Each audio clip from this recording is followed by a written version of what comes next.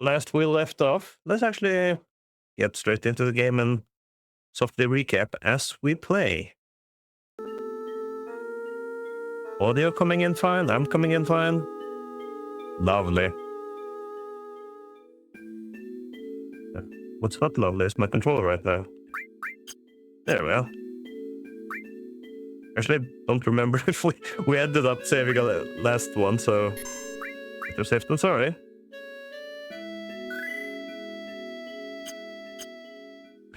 Right, so we've had last time we were off to blow up a second Mako reactor, but things went awry and we've been cut off from Avalanche.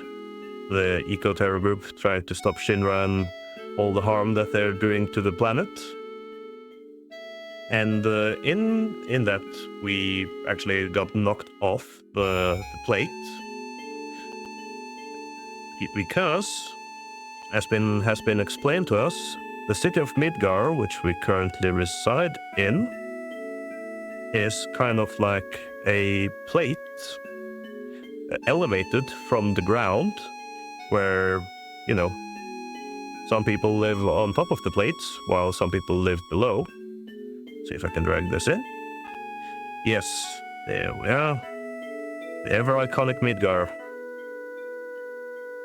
And we'll see some interesting things happen here, of course, but you have all these different sectors. And I forget actually what sector we're beneath right now. That'll become apparent later, I suppose. But yeah, we have all the different Mako reactors in the different corners, the Shinra HQ in the middle, and you know, it's all pollution, all pipes, all industrial, all cityscape. And, you know, this, I feel, is one of the most iconic locations on the PlayStation. And, you know, PlayStation is not shy on iconic locations, be it your Shadow Moses or Spencer Mansions or whatever. I have some concept art, actually. Like, this is an early piece of concept art of Midgar, and you can see what I think is interesting is this is before the plate design. But you can see there's a lot of dilapidation. I think it's very interesting. You see there's a lot more wiring going on, like it's trying to hold up the buildings. And I think the implication of and we see some of that in this game, but it's sort of like, I think part of the aesthetic of Final Fantasy VII is that it's what happened to a Final Fantasy world that gets super industrialized super quick. Because there's a lot of old town visuals, especially you see in this image, like this almost medieval looking bridge over here and older looking buildings mixed with all the pipes and everything. So it does give a little, Lindblom feel. It does definitely give that sort of feel, even though Lindblom is from Final Fantasy IX. It's definitely the more wholesome one. There's another old sketch, one of the oldest one, and you can sort of see, I think this is very much what I'm describing, where it's like an old town meeting the modern.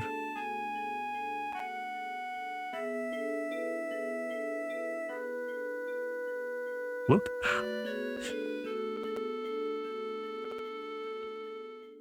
Let's see. I think I'm just hearing some chirping, or maybe it's just OBS doesn't like. I also have, you know, maybe you have seen this, the earlier concepts of Final Fantasy VII, and it was still like a SNES game, but I think it was for the Super Nintendo CD add-on that was very short-lived conceptually, but you can see they were definitely resting on their laurels, as it were. And I believe, yeah, that's Locke from Final Fantasy VI, but you'll also see that is used in as early as the Final Fantasy VI or Final Fantasy VII tech demos, when they were still trying for a N64 cartridge release. Just another sort of beta image I was able to find. with some earlier models. I think at some point they really did nail what they wanted to. It just took a lot to get there. And as we talked about previously, some of the concepts that they didn't use was, it's funny that there was some crossover with Chrono Trigger, but then also with games that came after Final Fantasy VII, which, not only Final Fantasy VIII, but stuff like Parasite Eve, etc. Well, that's interesting. Let's spread things out a little bit, so. And now the audio is... Okay, now I think I understand why the audio was a little chittering.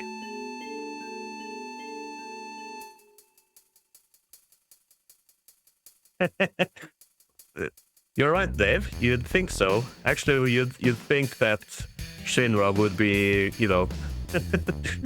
located far, far away from the city entirely, and this would, this would be the place for cheap labor and everything. But, there's no quirkiness in the world of Final Fantasy VII. So right now, we have agreed to sneak away from Aerith, who was very interested in us when we landed and gave us some strange messages. Almost seemed, a little familiar and experienced. Her mother, Elmira, suggested that we leave because, we are noticeably from Soldier because of our green glowing eyes. And, Soldier is affiliated with Shinra. Aerith has had trouble with Shinra. And even though Cloud probably doesn't give off a bad vibe, hesitation that still might lead somebody like Aerith into danger. I think that's a good enough recap for now. Let's head off.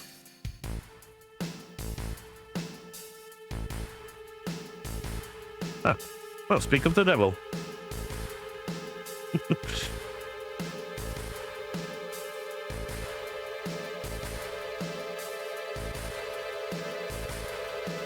I like that. Like, in no way does Aerith want to be stripped of any type of agency or be told what to do. Very much free-spirited.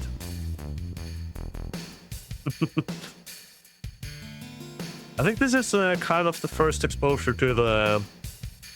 This is just kind of interesting in, call it Japanese pantomime or expression, I guess you would say. Stuff like the hand behind the head gesture. You see that a lot of in manga, anime, things like that. It works certainly as an expression, but I think this might have been kind of the first exposure to that. And you see this animation happen a lot in this game. Go through the Sector 6 slums. Reach 7th heaven.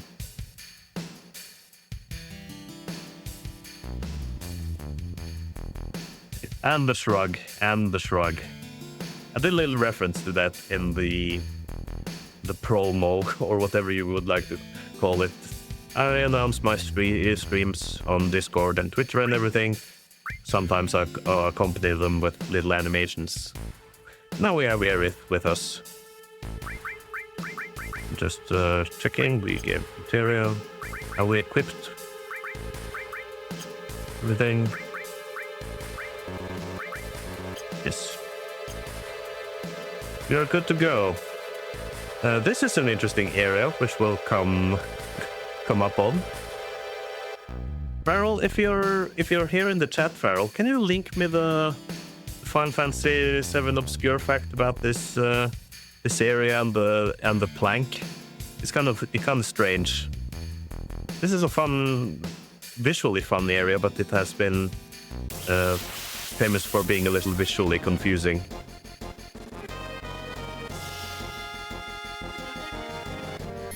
And yeah, this is one of the famous enemies of Final Fantasy VII. There's, I love it. There's as we talked about, there's a lot of enemies that make sense, and then there's a lot of enemies that doesn't make much sense at all. I think that's wonderfully creative. The things that they were doing with the enemies in this game. like this one, which is a house. Kind of strange. I wonder if there's more. I couldn't find anything about that in the art book that I have, but yeah, and I know they also make a boss fight out of this in Final Fantasy VII Remake.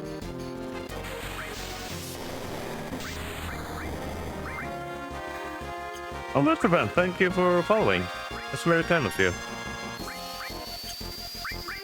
If you're just joining, I do a mix of game development content, art, and gaming.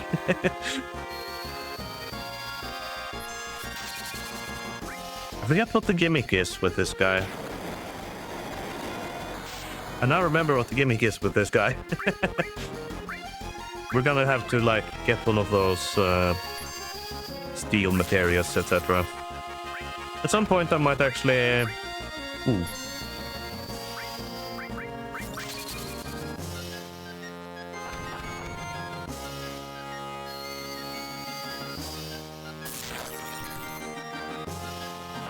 That might be... Yep.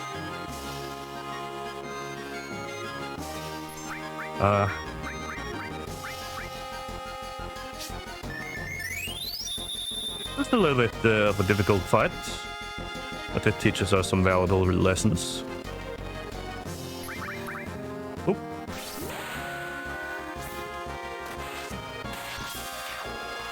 There, we killed the house. That's the housing market in Midgar right there. It's very aggressive. Farrell beat me to it, actually. I just made a joke that I looked over and, yeah. Just really wanted the experience point. And yeah, as I said about last stream as well, I'm gonna try my best to actually use the resources and not go for the cheese strats. Things like that. I'm gonna engage with the mechanics of Final Fantasy VII, but... Yeah, if you're here, Farrell, can you get the information on this area, the sort of plank that I'm coming up to? Because I know it's somewhere in one of our Discord messages. Actually, I closed Discord, so maybe you've already sent it to me.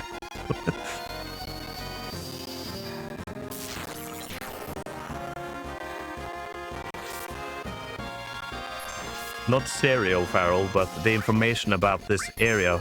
You know, there's like an interesting factoid about the little plank and such, and the robot arm and such that we're coming up on.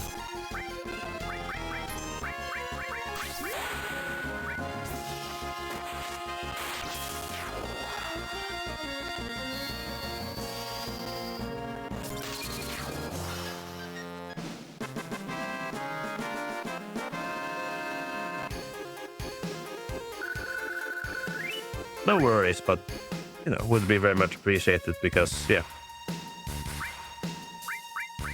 It's a very hard area to read. Because, as far as I remember, there's supposed to be some sort of puzzle about this. And, again, this is one of the rare cases where it uses a real-time 3D model inserted kind of haphazardly into the scene. And it's at such an odd angle. You'll have to send it to me on Discord, Farrell, if you can.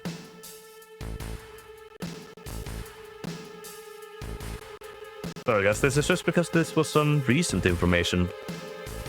Can you write it out to me in text, because I can't look at a YouTube video right now. No worries. But yeah, I believe there was actually some sort of puzzle that you had to do involving this crane in order to adjust this plank. But let's scrap that. Thank you, Farrell. I like this place because this is kind of what the Final Fantasy VII dungeon looks like, at least in the Midgar portions, which is kind of interesting. It's not a cave, it's not anything like that, it's just this broken industrial jungle of strange enemies.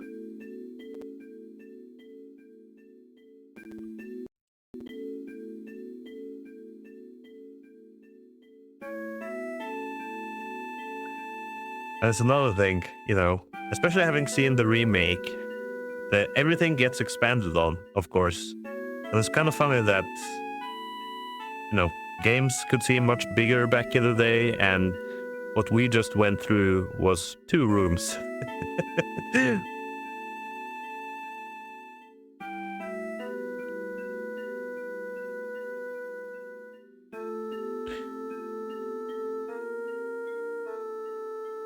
Oh, hello, cat. Lovely raccoon.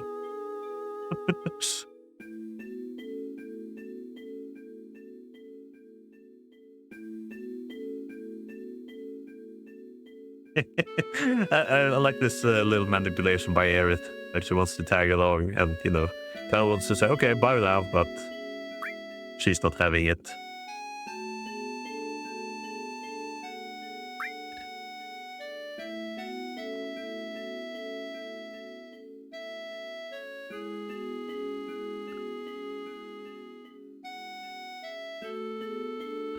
Another famous area. No, everybody remember this little place, little children's playground. I think this is a good example of there's a lot of manual touching up on these renders. The reason I can tell that is, for instance, blending, blurring. See where the CGI models on these meet the ground. Probably things like little cracks and everything as well. Which was very common and indicative of this era. That, you know, you look at the games that used pre-render, they still had access to, of course, editing programs like Photoshop, etc. So they would do the CGI renders and then do manual touch-ups on that later. It's hard to tell sometimes what is exactly what. Like these cracks, it's not necessarily, but I'm fairly certain that the connection between ground dirt and the CGI models are done that way. And I know this because if you follow my art streams, sort of masking that they do between models is actually a kind of a recent thing where you can have models connect with each other, like the ground masking.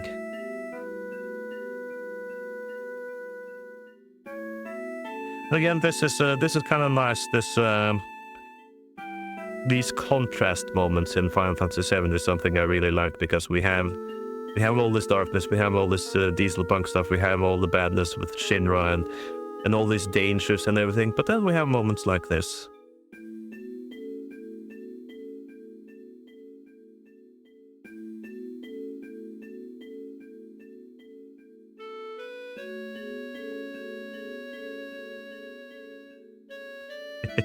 Another shrug.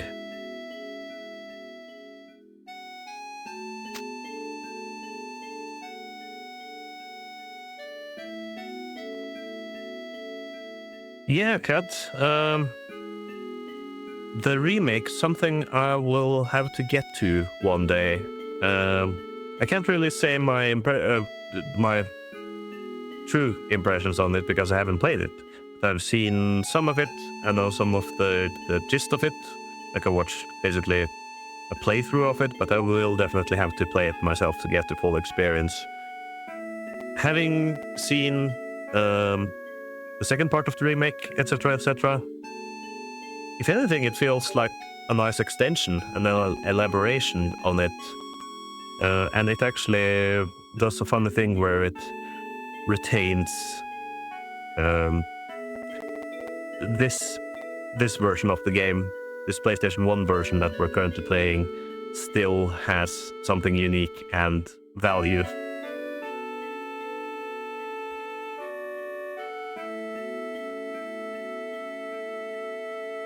Asking Cloud about what class of soldier he was.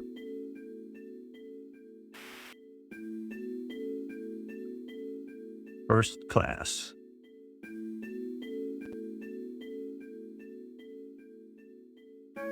I think, you know, this is with the updated fan translation, essentially what Final Fantasy VII original release had a very poor translation. Well, let's say comparatively. And what what the story is currently now doing is Aerith is trying to sort of hint at something that has happened in the past with her, with somebody else.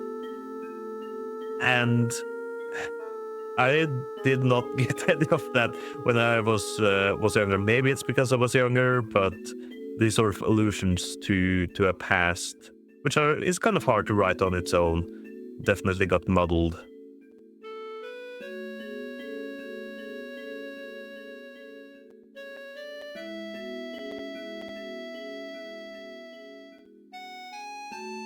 Now it, of course, becomes more of a real reveal, but up to this point, she's like, ever since we met her in the church, she's been alluding to something.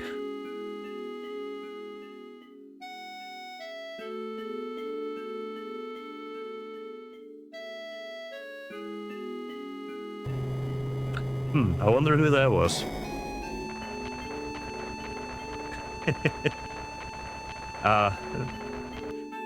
And here the PlayStation 1 struggle to get all these details in. It's very funny.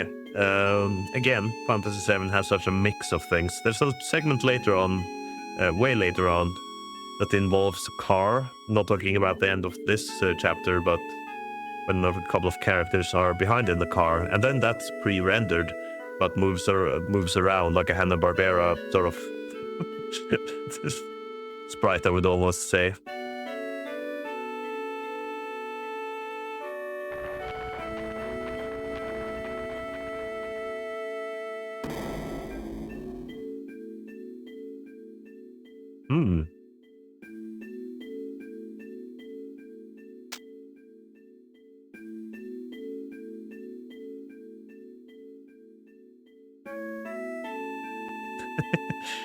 Oh. I think everybody, any one of us who play this, wanted to go inside here. You can't, but it seems like you can. And with housing over here, everything is like sheet metal. This is a kind of a nice blend. Like this, this was also like a real-time 3D thing, not the rarer ones that are textured. And yeah, I think I have to admit something, which is the stream thumbnail. I've been calling these chevrons, but they're just lines. Chevrons are if there's like they meet in the middle. But it's kind of interesting. You see here a little bit of you could call it like a texture error or something, like the long line over there. Still looks fine.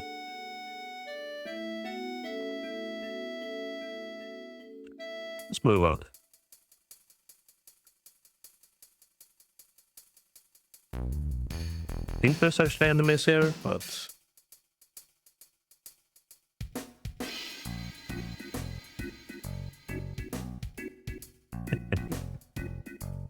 Here you see some of the things when I talked about volumetric lighting in, you know, this is all pre-rendered and everything, but they do a lot of things to imply volumetrics to give that foggy feel. Like there's smog in everywhere that the light is interacting with.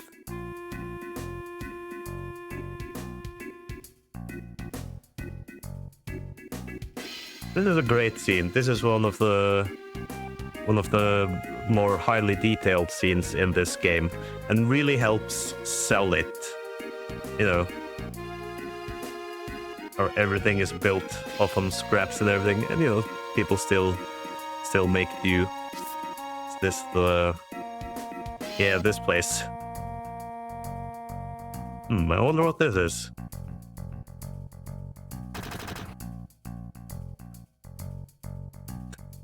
I actually forget what this thing is with this place. Just remember it really confusing me when I was a child. They did a very impressive job with the clutter, I think.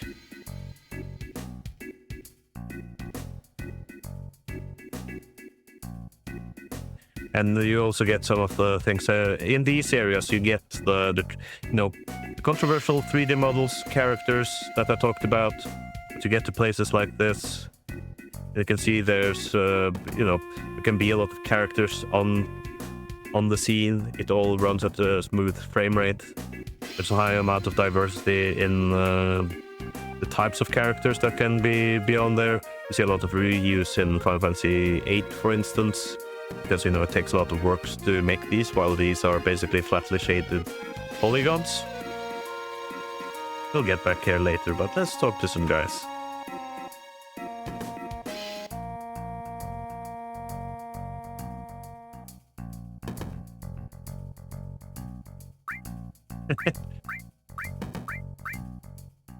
Let's play along.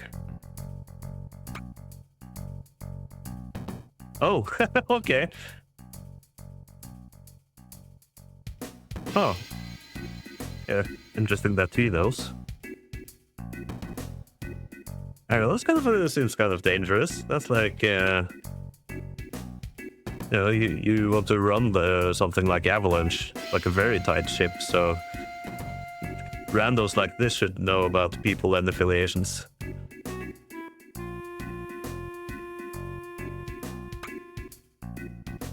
Oh, he's spitting. That's what he's doing.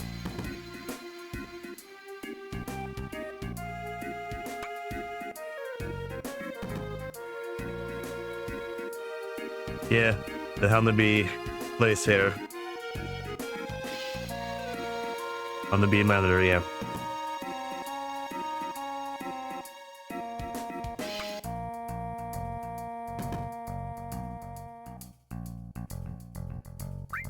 About Tifa. Oh, that's like the definitely a seedier place here in Midgar. And Don Corneo, we'll get back to him.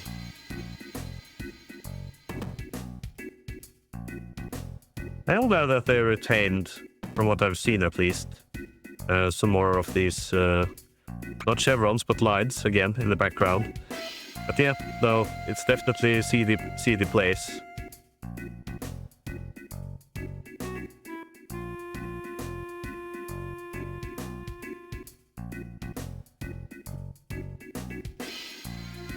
I think as a child I didn't quite understand all the implications at play here. Also see the mixed signage that I talked about. We have kanji stuff, we have stuff written in English. For my own game, this is definitely stuff that I replicate. I don't know what this type is. Let's go in the various venues over here.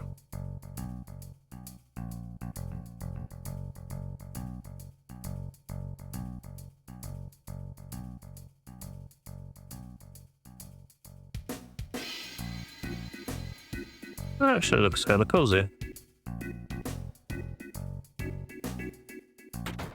Yeah, there's Final Fantasy VII actually has a fair amount of toilets, something you don't see in a lot of RPGs. Thank you, Master Fred.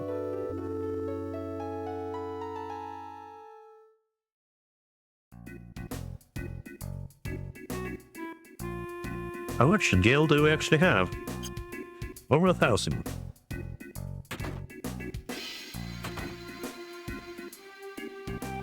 There's, you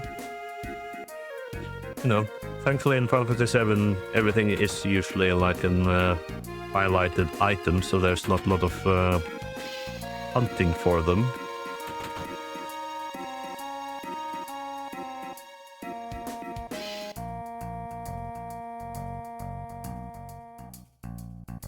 Let's go check because I do think there's actually enemies here. But there's a type of enemy that I want to encounter, which is like the thief enemy that has a steel materia. I guess I might be wrong. Yeah, no biggie.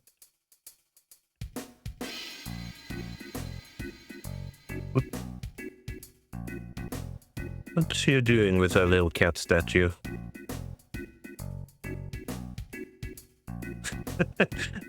It's just worshipping Molgaro.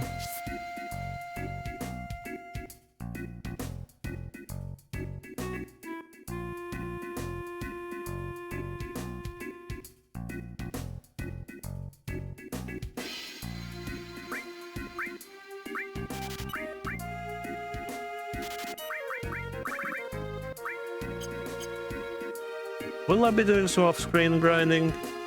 Maybe. We'll see. There's a lot of these screens in Final Fantasy VII as well. You know, each town usually has 3 different types of shops, I would say. One for items, one for equipment, one for materia. Sometimes they blend them or put them in the same scene. But yeah, these little pockets, usually in this sort of isometric view, here in the blackness of space. I think you can really tell. No.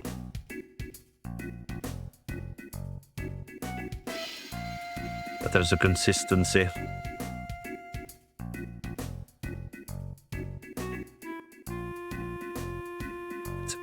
People are such creeps down here.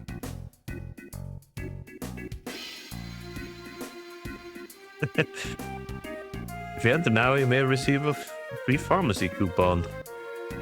That's the Midgar healthcare system, I guess.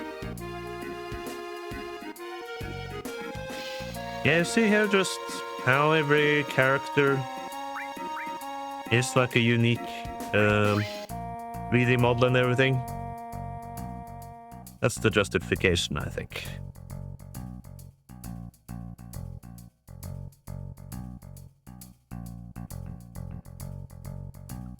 Okay, let's sit down and have something. You know, just sampling the flavors.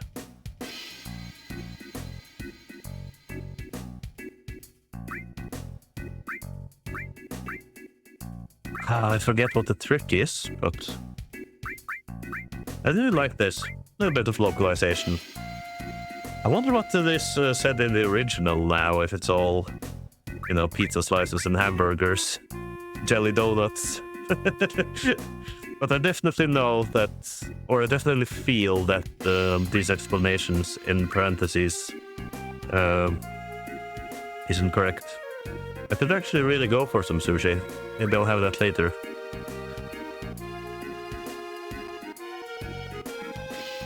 $70 gil. I wonder what that comes out to in dollars and euros. It's probably an overly long YouTube video explaining, but I want to talk. Actually, what did we get? It's like 3 pieces of gray matter.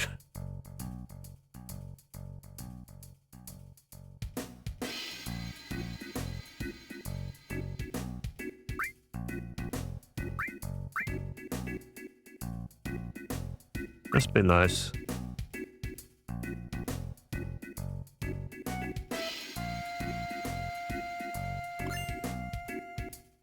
Pharmacy coupon. It's a little strange. You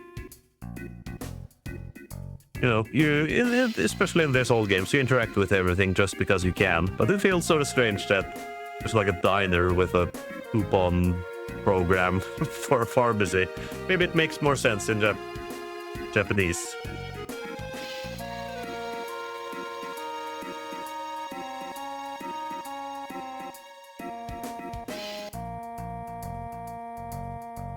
Oh. Yeah. It seemed like they said the same thing. Nice, Feral. Is this in the top right? Just quickly save.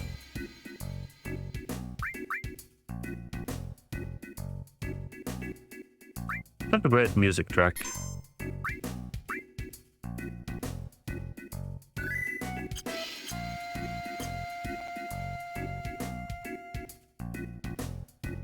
We're making soup. Okay.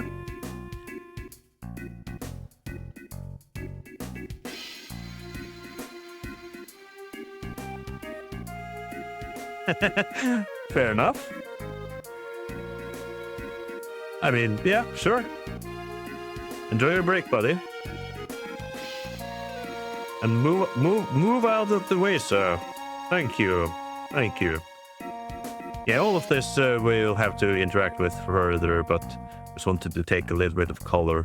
And what I like about this portion, I think, is one of the reasons why it stands out, is that it fills some gaps and feels, you know, it seems like a seedy but also lived in space. Like, it does feel like a commercial district in almost like a slummy area or something. It's the setting, things make sense. There's board, you can go to the toilet, there's place to eat, clothing store and everything, which is different from the usual, you know, 3 shops and 2 houses with NPCs you can talk to.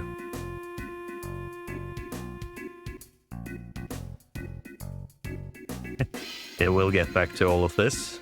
Those are the interesting points about Final Fantasy VII.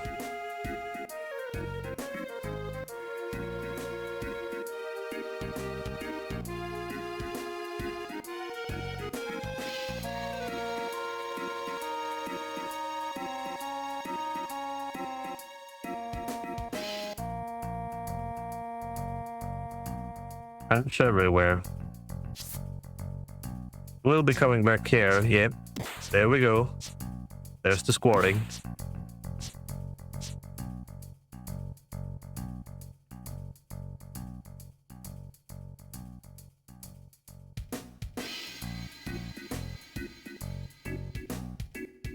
Another eatery.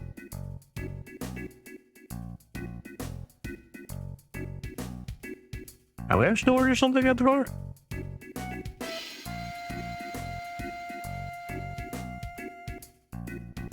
Can we help this guy?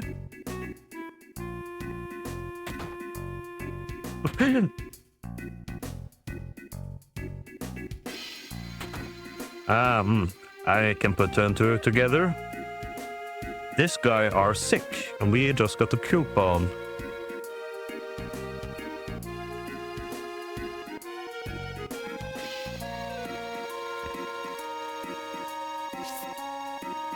Or wait, this is just the item shop.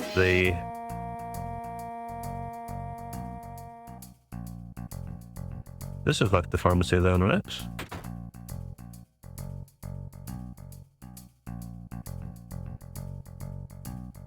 Okay, maybe we have to do all of that later.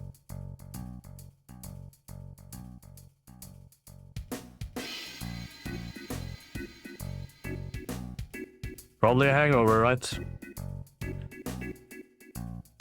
Look at all this. This is such lovely detail. And this sort of serrated cooling thing is, you know... I talk about Dieselpunk a lot. And, you know, think about visuals that are distinctly Dieselpunk that you don't see so much in, say, Cyberpunk or Steampunk. I would say that this sort of... these sort of hole patterns seen on, you know, various types of cooling on piping, you see it on firearms.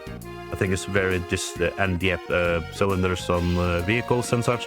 I think it's very distinct and fits the Dieselpunk model very well. You can put it in either or, but you know, while I'm getting overly detailed and analytical. And there's the aforementioned tag.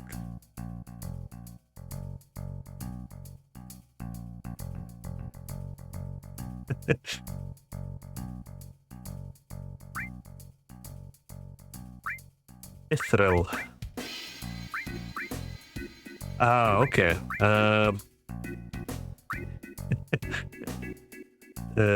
Maybe we shouldn't have gotten those. Because you see, we've immediately hit on another upgrade.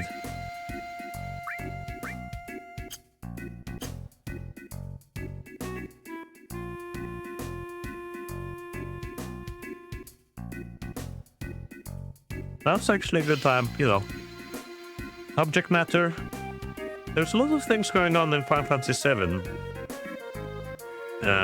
You know, I would say definitely controversial for even its day, but if you take a step back and just think of all the things we've seen up to this point now, we've had, you know, explosions, we've had terrorism, we have now allusions to drinking, we've had smoking, some things inferring like love hotels. and prostitution, I would guess. It's like Final Fantasy VII definitely doesn't shy away from things. And that definitely made it controversial, and I know definitely people were uncertain about all these subject matters being covered in the remake of this game. And of course, later on now, spoilers for those who haven't seen this game, we will be getting into a subplot involving cross-dressing. Actually, now I wonder what I'm just gonna keep it matter of fact, you know, as it is in the game and everything. But I wonder if the modern players nowadays, or streamers like myself, if they get really awkward around this part of the game. Don Corneo. There's a little bit of a write-up on him in the art book. Let me just break that out. Oh yes, Cat. I know, but that's a line I know, and that line in the remake is so perfectly delivered. Like, I think they handled that exceptionally well.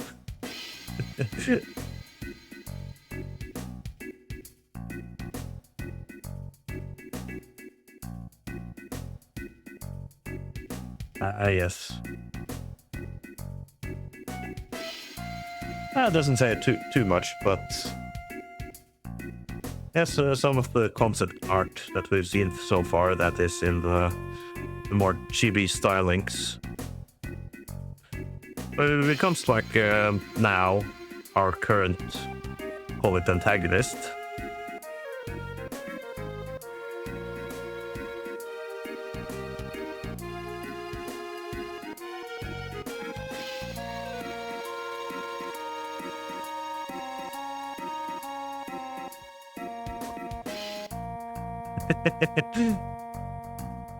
Now trying to protect Aerith.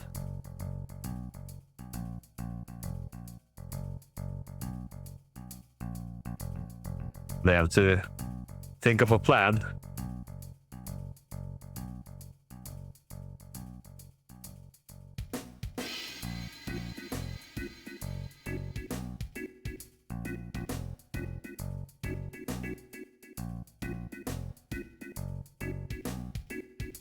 This reminds me of if you ever played pen and paper role-playing games. This is the sort of silly antics that you get up to.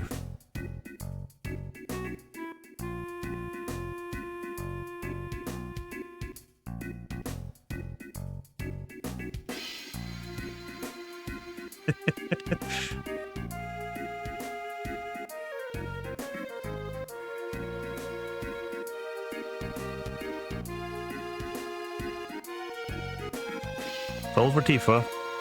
So now we've come to the plan that we have to, in order to get to visit Don Corneo, the mob boss of Wall Market, Cloud has to dress up.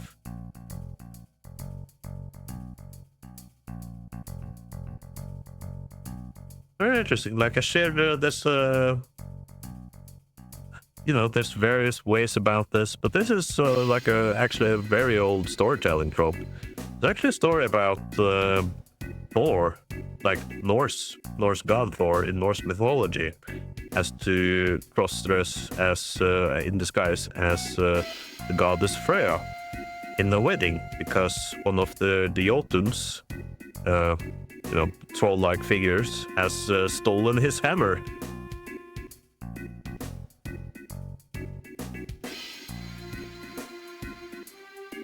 Right, now I think we've actually progressed so we can do some of these things. Will we get the perfect score? We'll see. We're playing it very matter of fact, as if I'm kind of a new player.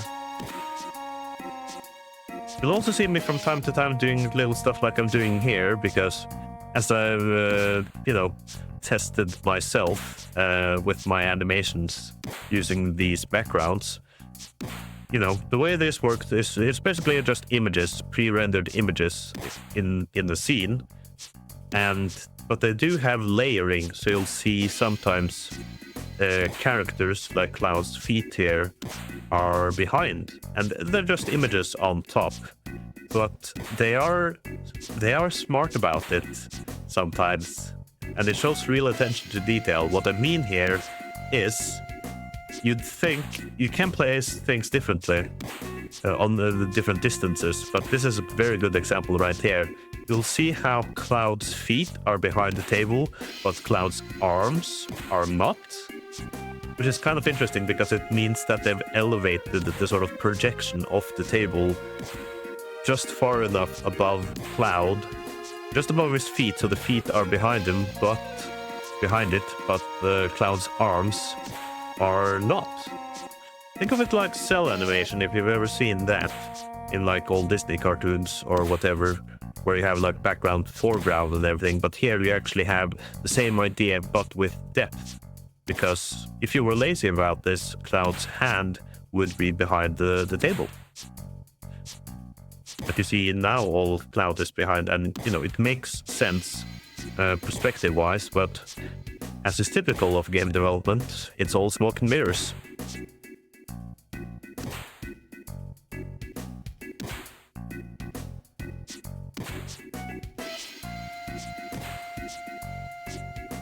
Oh, that's just muscle.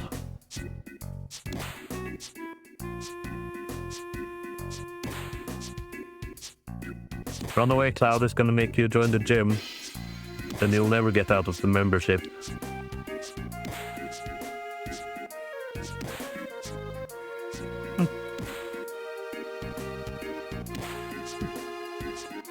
And we have to come back later.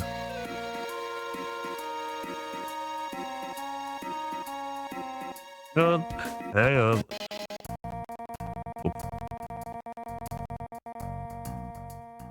You enjoy this funky rendition while I...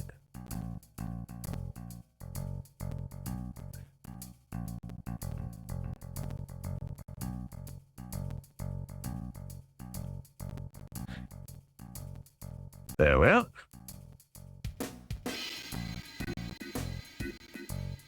Sorry about that. Just a little intruder in chat. Verbose. Yeah, can we now get the coupon medicine?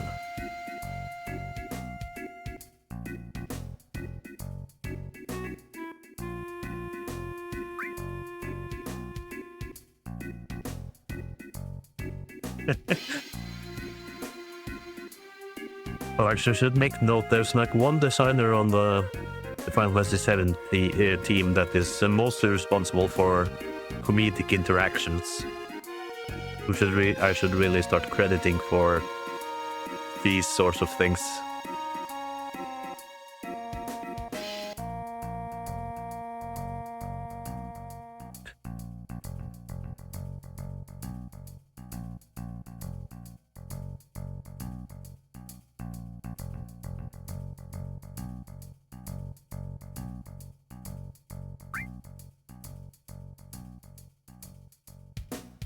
The favor for a favor. And I'm slightly scared what's in the vending machine that he wants us to, you know, look into.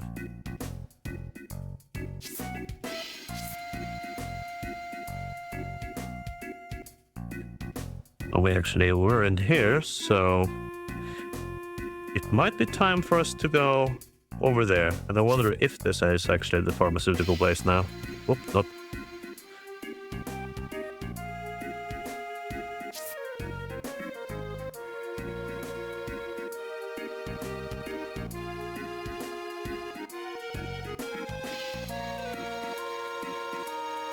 Digestive, right?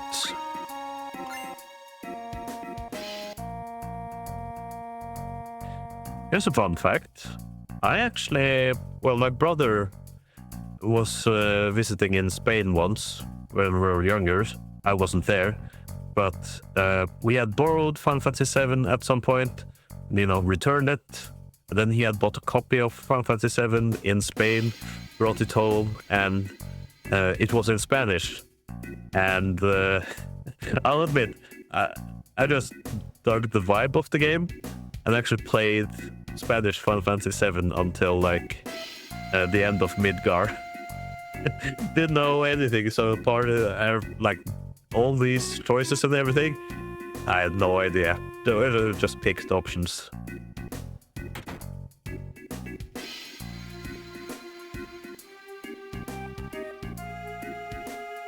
Yeah, there's Mavel.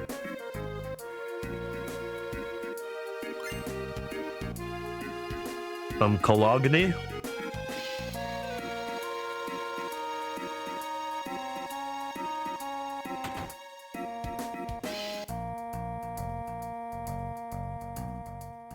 I just noticed there's like a little, it's like a karaoke thing, right? It's very nice. It's also, oh, like looking at an old desktop wallpaper changer from 1997. This is interesting because I think this is later areas from the game.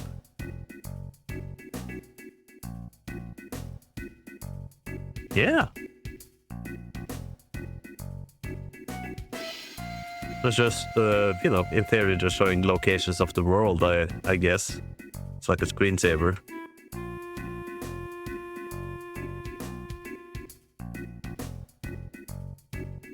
I think we have to interact with this guy later. The old man in the corner.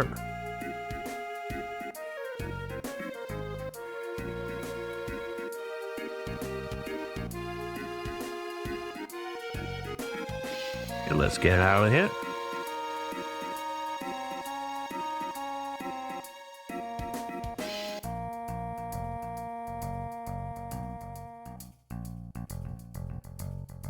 We have one key item, and it's like we have to like get all the ideal ones in order to get the best outcome on our current quest.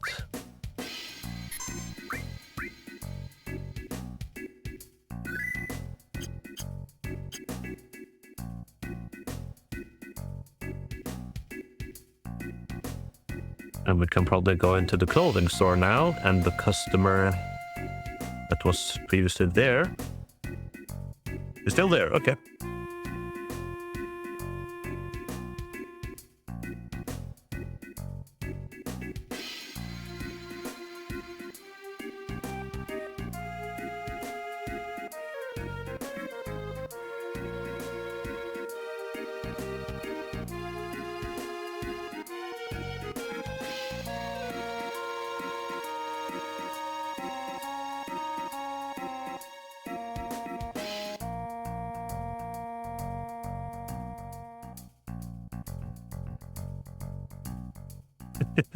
Very straightforward still. This is, you know, post 16-bit era, but we're still having some of the, call it the more direct bluntness of setting up quests, etc. Like, I have this problem, can you please help me? Oh, it works.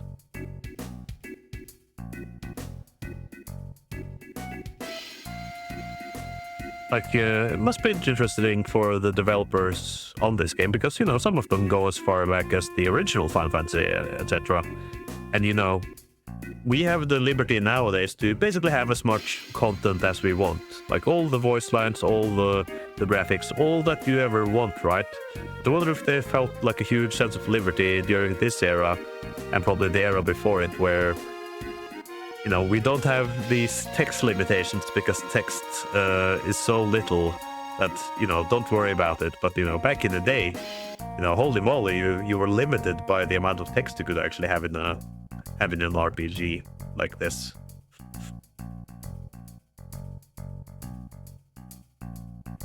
See if we can get this old codger on our side.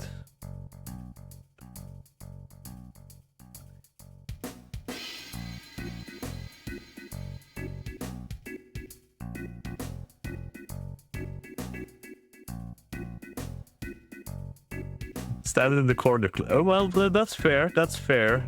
Like, Aerith had to sit one out. No, Cloud has to sit one out. Yeah, this is just... this is just me at the bar, right? Just standing there awkwardly in kind of like a blocking spot and just disassociating.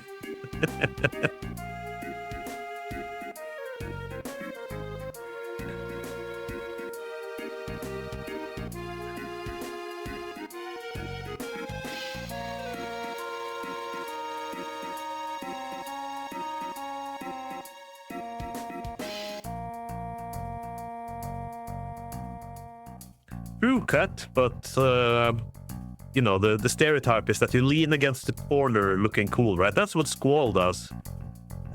Cloud just, you know, stands there looking awkwardly into the bar kitchen.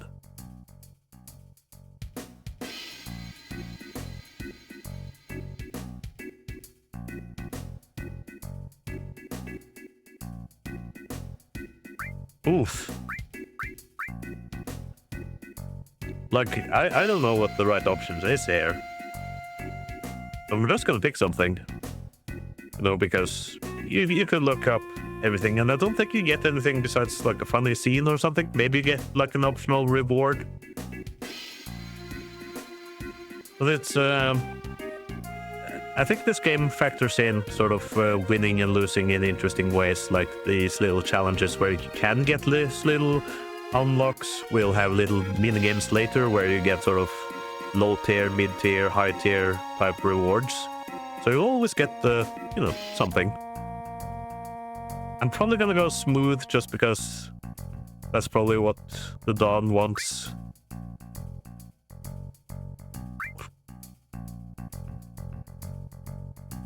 Game's asking me about women's dresses, and I have no idea.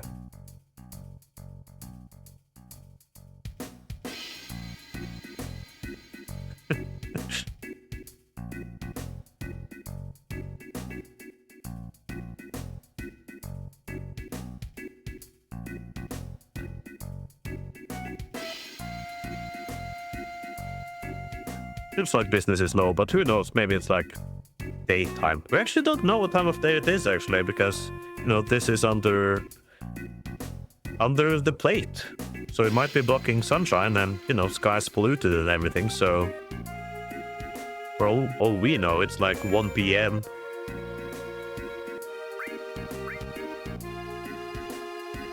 I'm pretty sure we're gonna go to Honeybee now, so...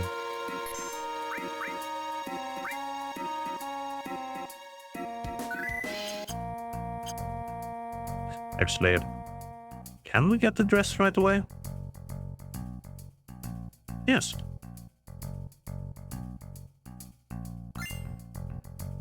Cotton dress. Okay, I'm fairly sure that we bungled it, but that's life.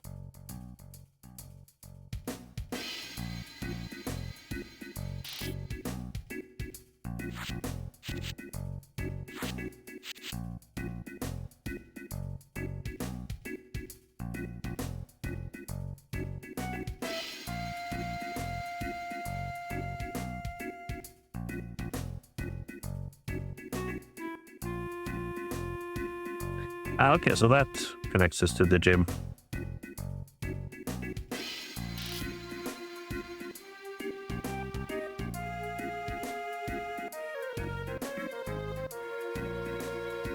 I'm actually surprised that they say that I need a wig, considering all the art, the remake, and even the concept art for Cloud cross-dressing is all... You know, it looks like his hair, just styled differently. So... make of that what you will.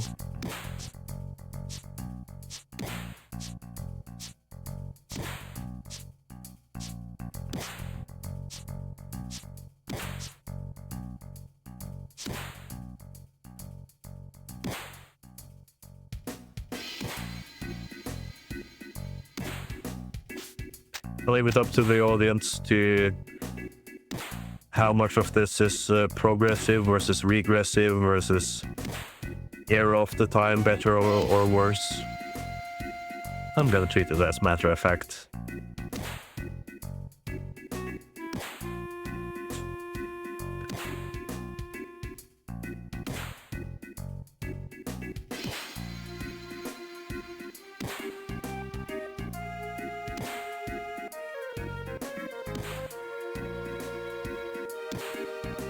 So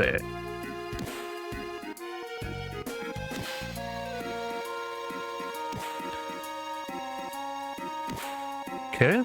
I remember this being harder. Do I get like a training thing? No, I don't. This is a good, you know, I mentioned this the other stream. Just another example of Final Fantasy VII trying to have a higher degree of interactivity than what was seen before. I don't recall there being anything like this in Final Fantasy VI. I might be mistaken. Maybe there's some portions of it. But yeah, this game loves to have its little interactive mini games. Somebody can answer maybe if the remake has this propensity for it, or if it's just in this original.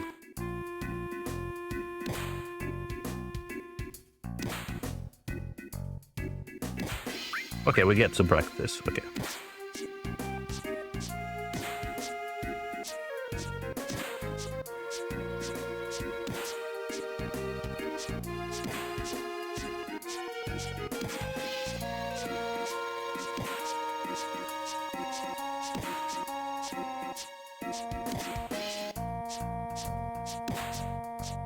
Yeah, I think I can kind of do this. We'll see how it goes.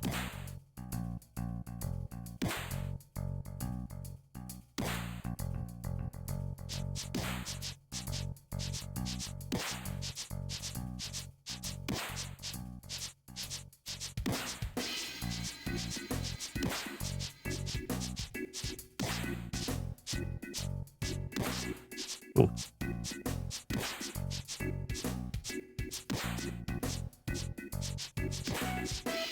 Damn. Okay. Going kind of smoother than expected.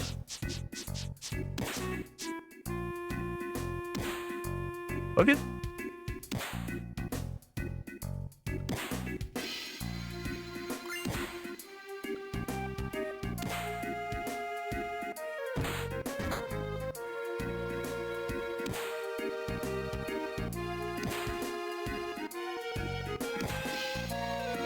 This is a strange gym. But all the best to them.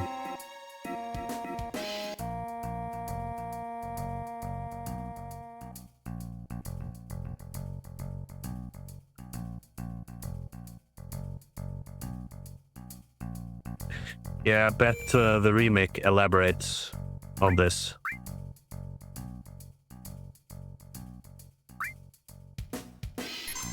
Gonna save over this, we're just gonna live with our consequences. Now, time for Honeybee, I believe.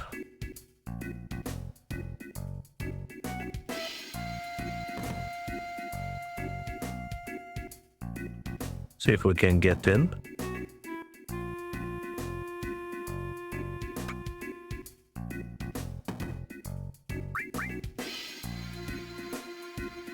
Did John ever talk to? I forget how we get in.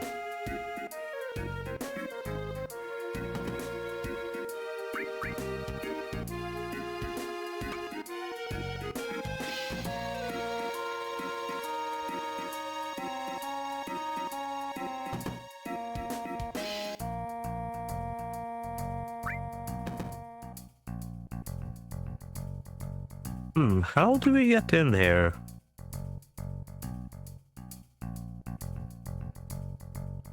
Someone can spoil in chat if they know. Huh.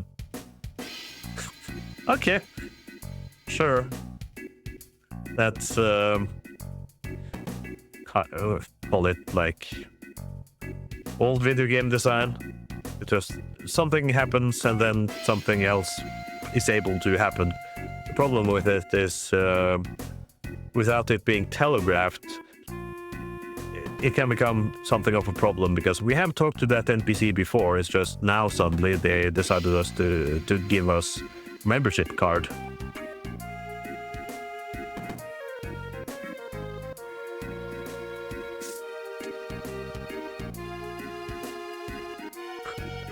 The hell are you guys doing? Stop that.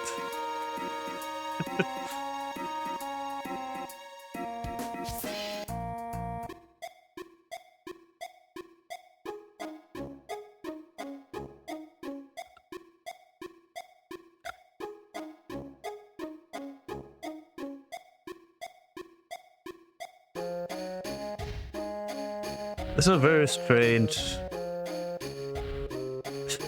It's a strange perspective, for one. And I actually have some problem reading what's actually being displayed on the floor here.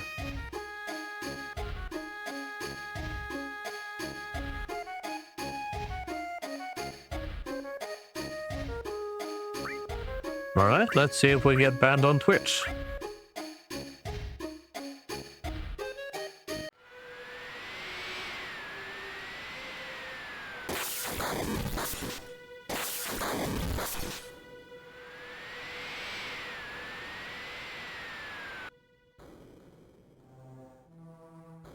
Not the...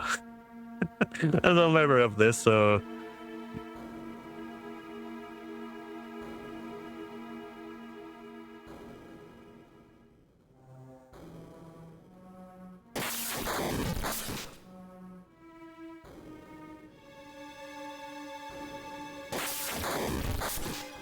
I'm really wondering what this is all about. It's like the joke that... that they're having like a play in here. Somebody is like, oh, okay.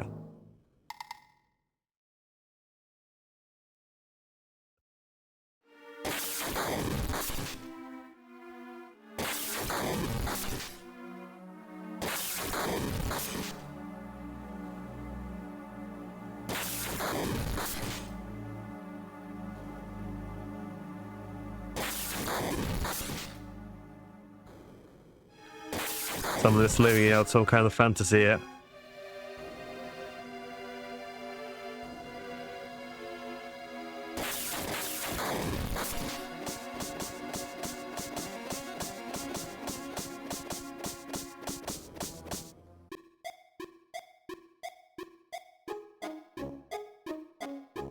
Well, that was interesting, if nothing else.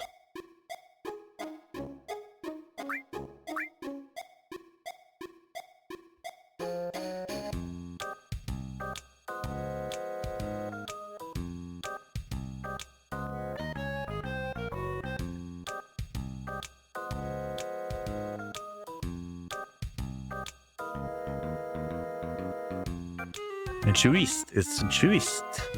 That like try that.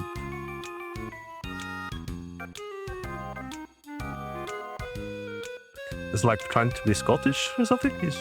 It's no both the room again, is it? I don't know.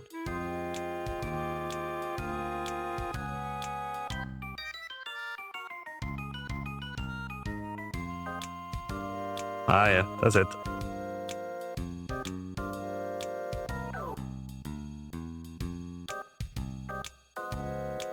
Where's Scotland in the world of Final Fantasy VII?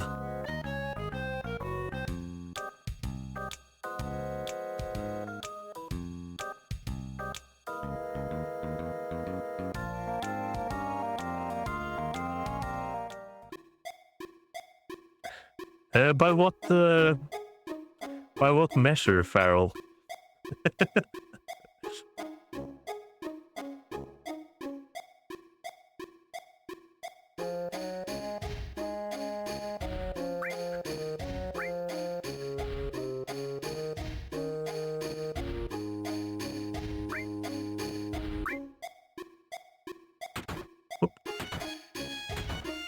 Maybe you'll find a vending machine in here. Maybe not.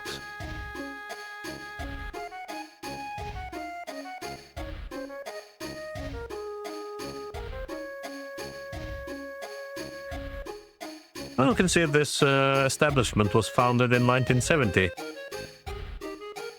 Which, you know, we've seen signage in the Mako reactor which said 1998. Even though Final Fantasy VII came out in 1997. So I wonder if the canonical year that we're currently in is 1998. Oh no, she's dabbing.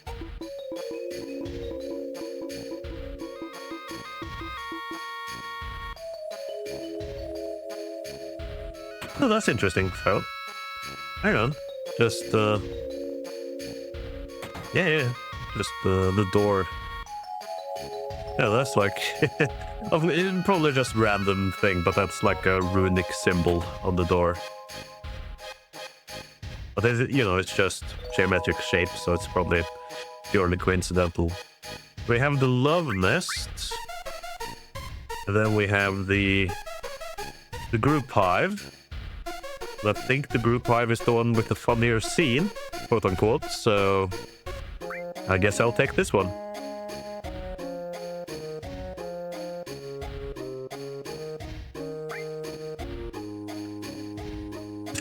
So I'm sorry, lady. That's I had the option of saying no and insisting. Thanks for the information, Farrell. That's kind of interesting.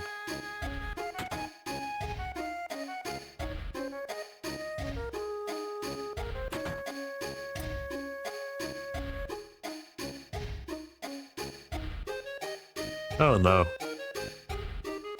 It's very gaudy accommodations over here. And I can see... Oh, you could... Kind of funny. I'm just picking up on a little detail there. If you see this circle on the wall over here, there's a little bit of an indication of something, if I can get the pen out. I might be mistaken, but it looks to me... Does this work? Oh.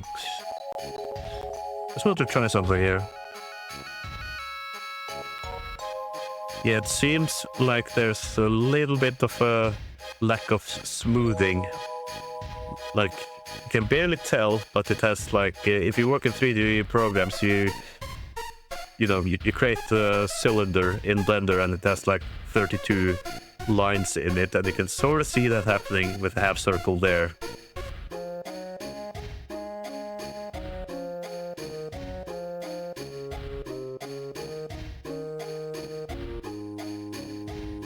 Are we feeling lonely?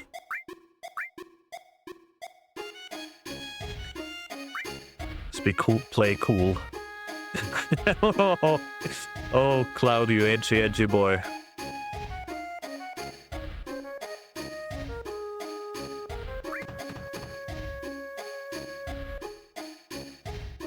Oh no, here it comes. This better not awaken something in me.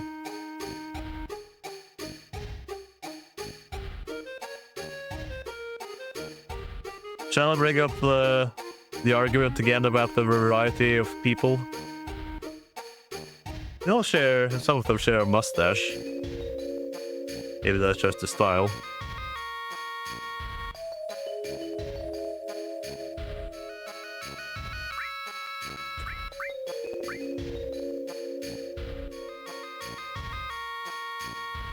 It's just very interesting with Final Fantasy VII as a game, like conceptually. I think a modern developer would feel this is antithetical what's going on currently with, call it like the setup that it's been doing, what it's been setting up with our characters and everything, that it goes perhaps too comedic, but in retrospect, where I think most of us are very glad that Final Fantasy VII has this degree of comedy and does these things with itself. I think that's also helped the remake quite a bit, because as far as I understand, most of the scenes that are in Final Fantasy VII that are silly, for lack of a better word, they have retained.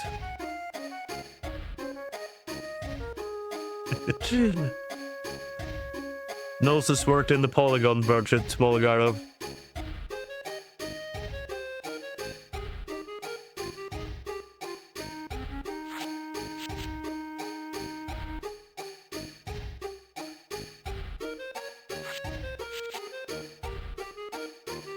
Oh god.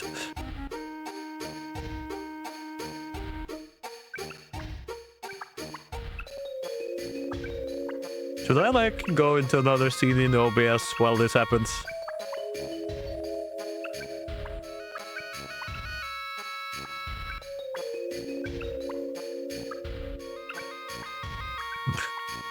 We'll just keep quiet.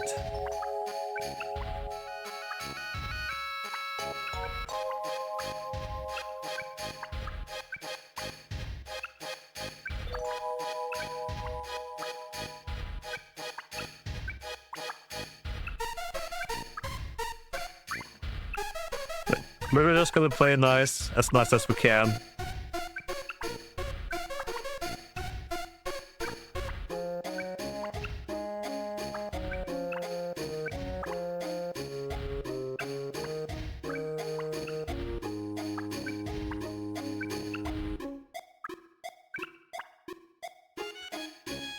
I guess this was, you know, hot tub gaming here on Twitch on this stream.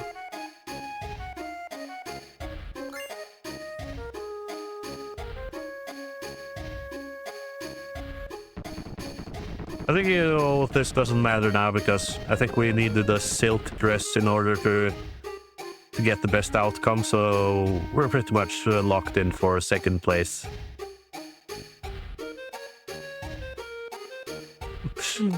I think it's great. I think it's great that they're willing to do stuff like this with their protagonist.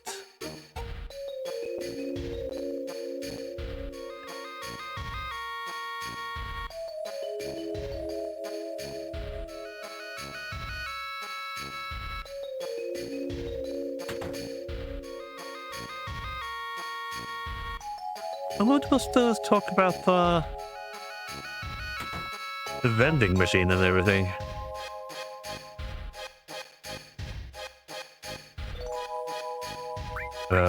Yeah, I can't.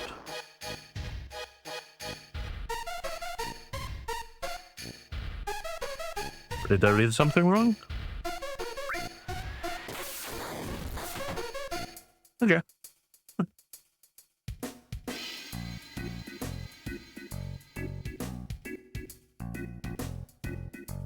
Okay, let's go and rescue Harith from these creeps.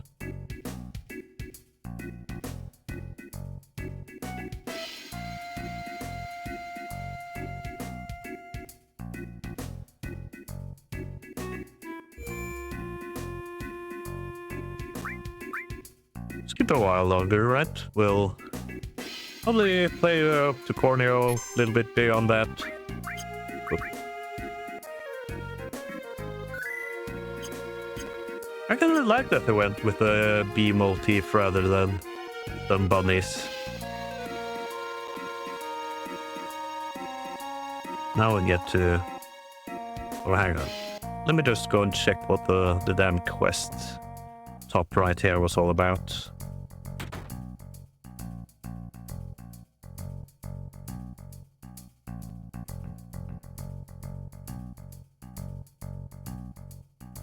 Did I miss something? Somebody can help me in chat, but he spoke of like a vending machine at Honeybee, but I didn't see one.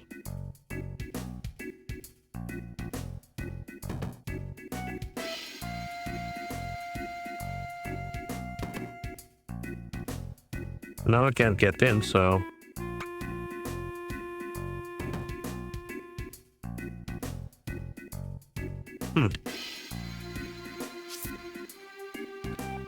Because it's not this when it talks about the vending machine.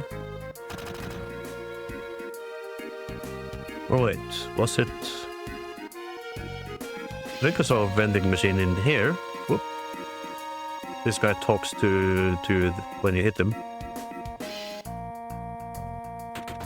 No, it's not this.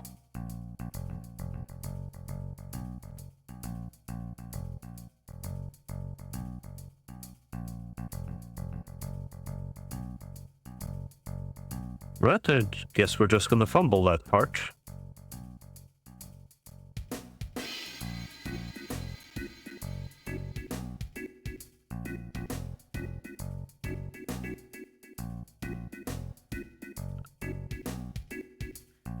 It should be at the end, yeah, like that. Okay, look, just go and be double certain because there wasn't. Maybe have to talk to the innkeeper. Because, yeah, I'm not able to interact with this. Oh.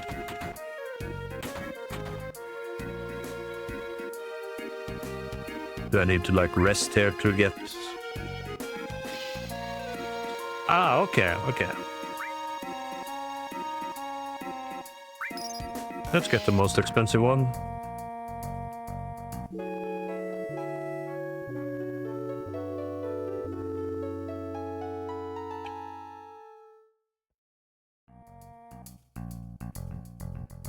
And now we're probably pretty broke, right? Ah, we have some money left.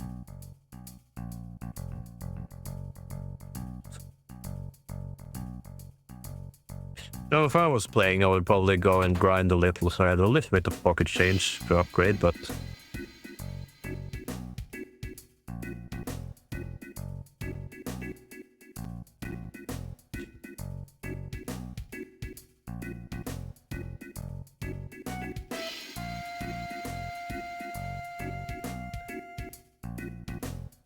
Spirit Reloader Gold Edition.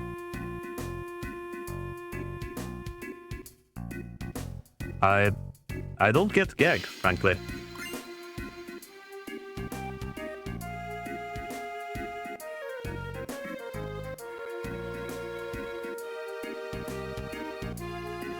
To know why I thought the vending machine was in the manner of just... My brain filled in the blanks that weren't there.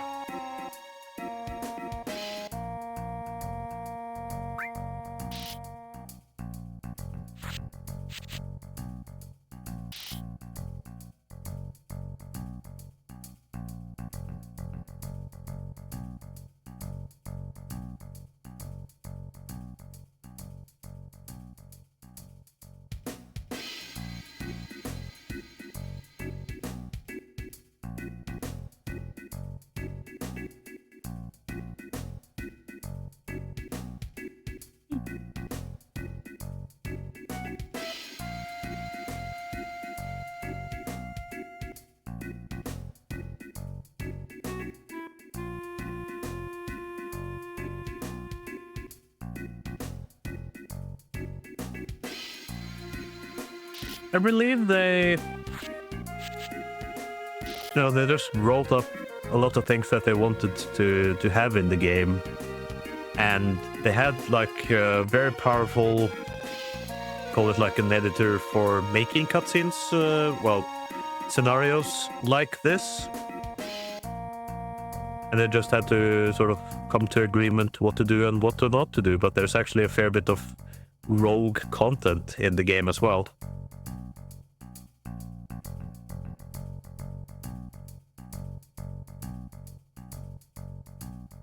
Now.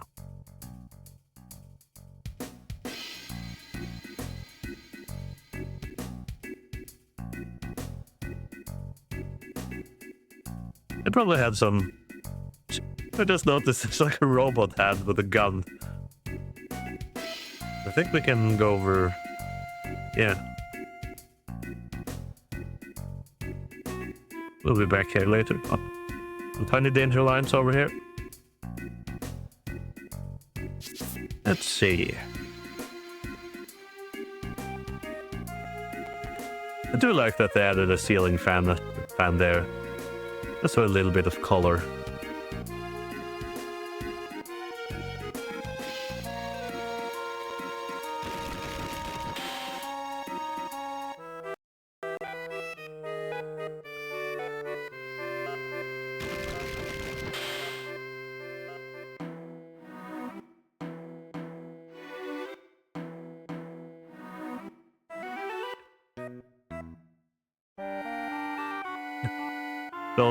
Don't be careful with those references, Warlock. I know what you mean, but be careful.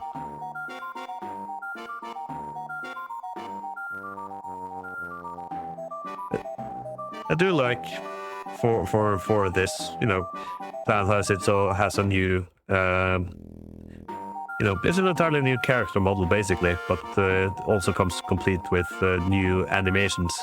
And, you know, certainly very basic compared to what we have nowadays, because, you know, it's just stand still, idle, walk and run. It's like 3 animations, but all of this was a lot harder to do back in the day.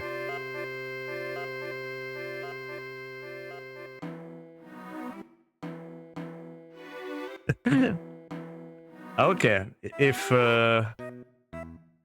you did, I thought you were making an allusion to a certain Half-Life mod.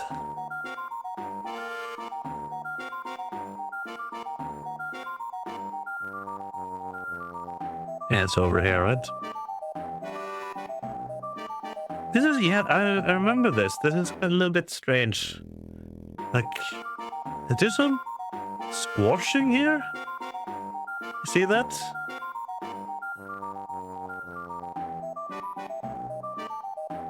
The cloud looks very compressed. It's probably just because of the angle, yeah. Yeah, it's definitely that they just... Maybe they didn't get it quite right. Because yeah, it's sort of looking upwards at cloud. Yeah, very strange. Because what they had to do was, you know, there is like an actual camera in the game itself, and it uses the same.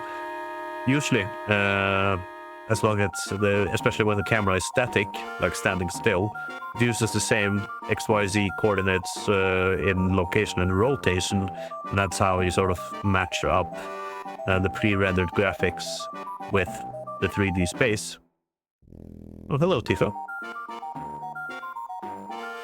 You see, I was going immediately for the item. Nice little torture dungeon over here.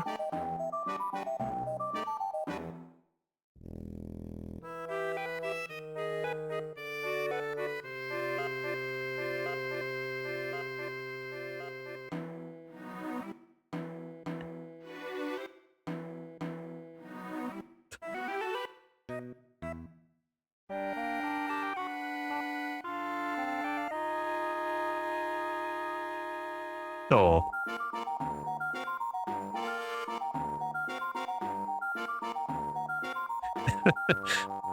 I like that. It sort of gets to be a joke on his expense. So ladies, okay, if I'm just gonna go grab this item. I don't need any love in my life. And it's strange. You seldom see NPCs do that, where you talk to them and all they do is animate.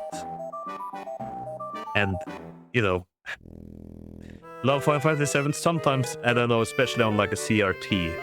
Like, I know what Aerith is doing right now is like giggling, but back in the day, no idea what was happening.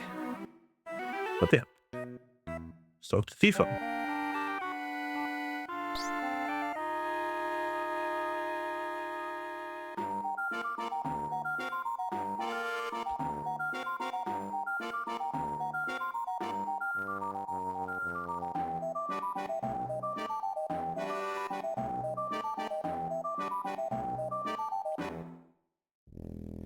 Just listening to the or reading the dialogue here.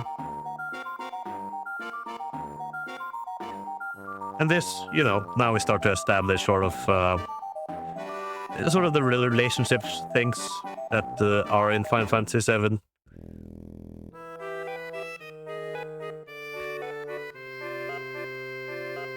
Between several characters, actually. Huh.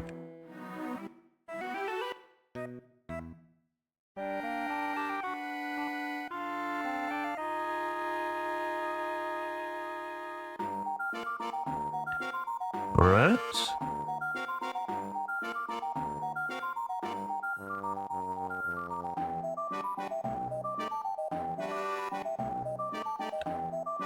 It's a little bit unclear, I think, what happened at the reactor. The call we got there was after what happened, that some creepy guy hung around. I mentioned the name Corneo.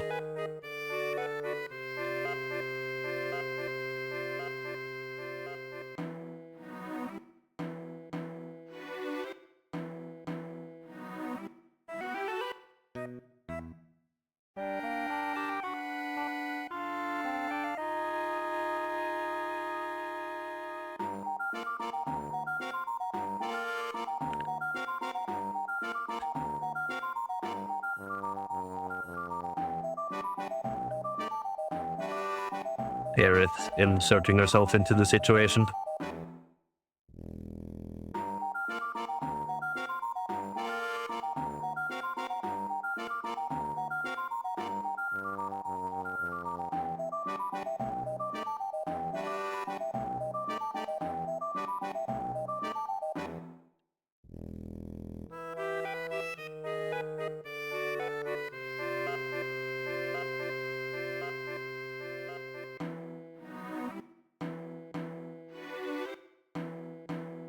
Okay.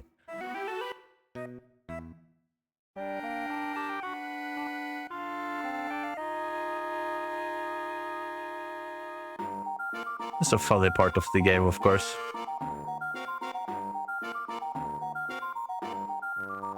I do like the animated light sources of this game as well. Small thing, but lives up the scene.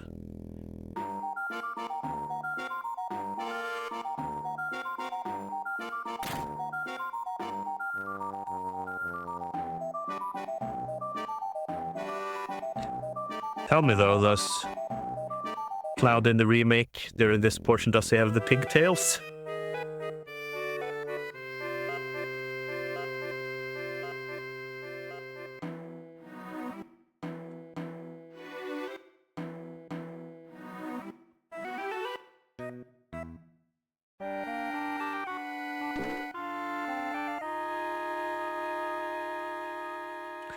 Hey, this guy.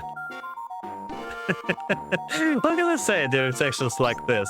You know.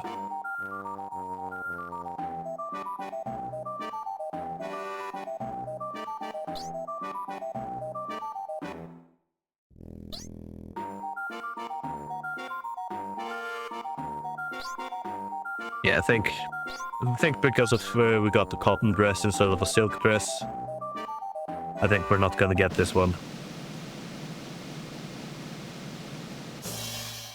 Exactly. I wonder if it's percentage based or, you know, you have to get everything in order to win.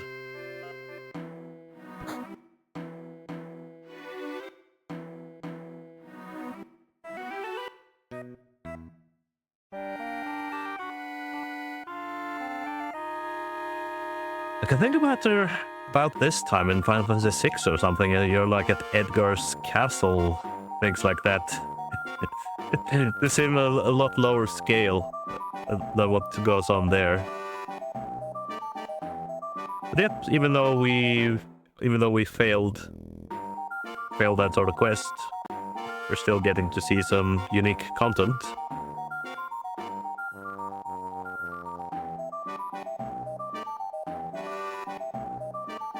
Oh no.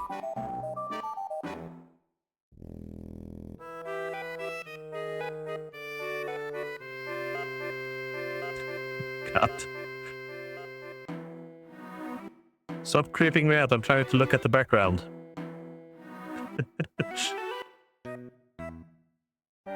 Yeah, some mahjong, some rice wine probably. Some a lot more of a sort of Chinese motif. Oh, there's an item over here. Oh, there's the Phoenix down. I did forget if we actually do get anything from completing that quest, probably, right?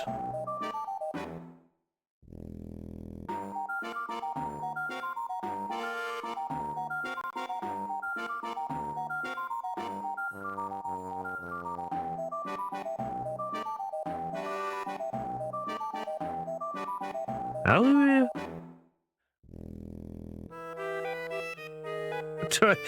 Trying to get out of this horrible situation.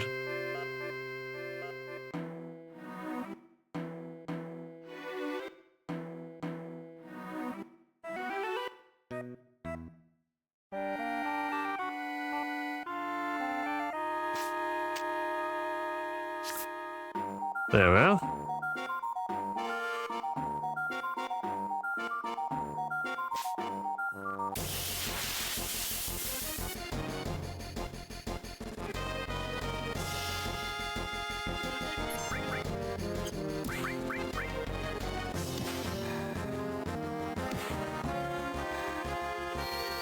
I wonder what they're hitting me with.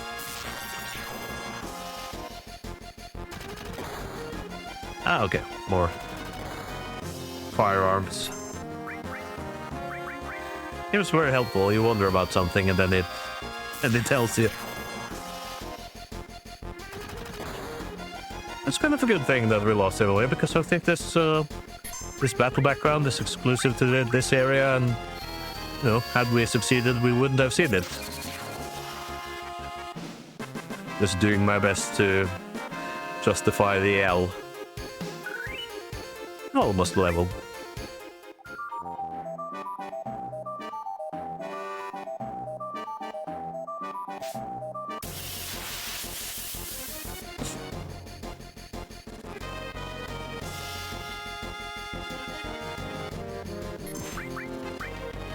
Alright.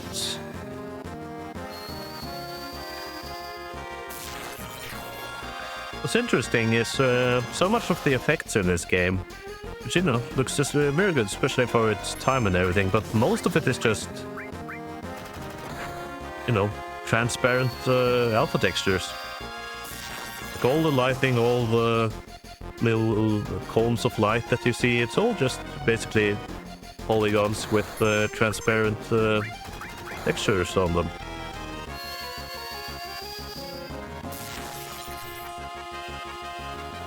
Huh. I bet this guy had like 1 HP left, annoyingly.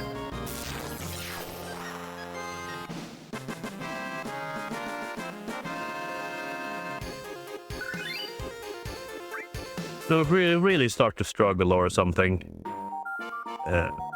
I'll try not to, of course, but if we really start to struggle with the gameplay of this game because I'm trying to expedite it so I'm not stuck grinding or any such, because I don't think that would be the most interesting to watch. We might do a little bit to get the authentic Final Fantasy VII experience, but if we get too stuck or whatever, we'll break out the game genie, etc.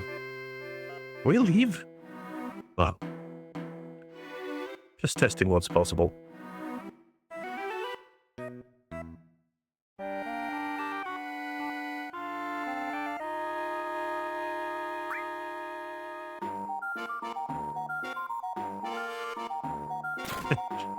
People being very proactive. Let's see. I wonder if there's anything down here after. Yeah.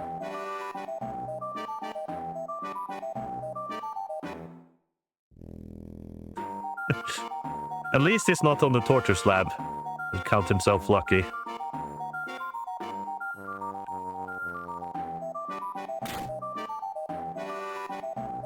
Right, let's check up on Don Cornholio.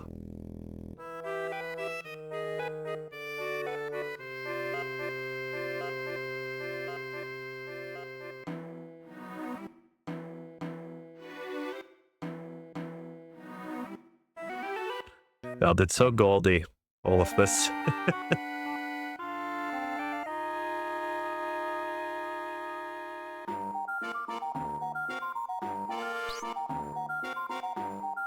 Oh no.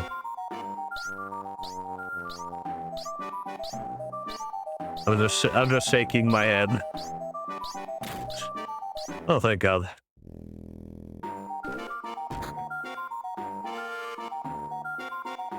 If there's some funny lines coming up, though. A little bit of comeuppance.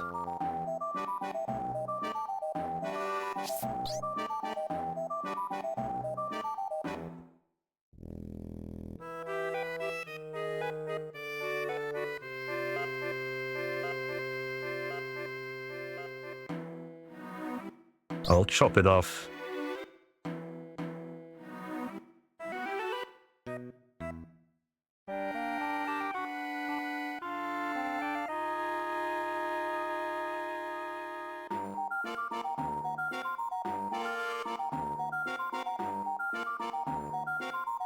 Twisted it off.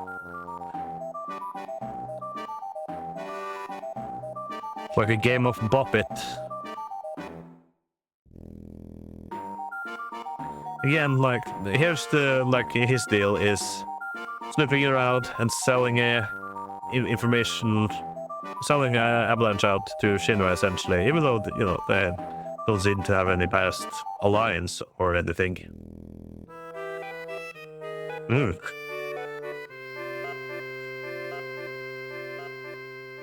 Oh no.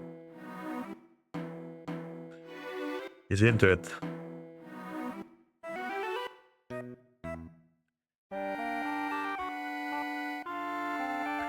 CBT via the ATB system. I'm sorry.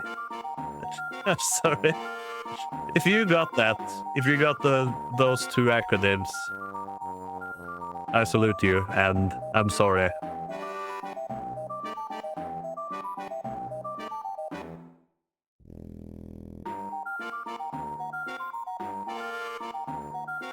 My understanding is also that Avalanche goes outside of the Avalanche people that we see, you know, hanging out at 7th Heaven. And so, you know, that's justification for dropping the plate, as it were. It does seem like a bit of an overreaction. That's right. Cognitive behavioral therapy.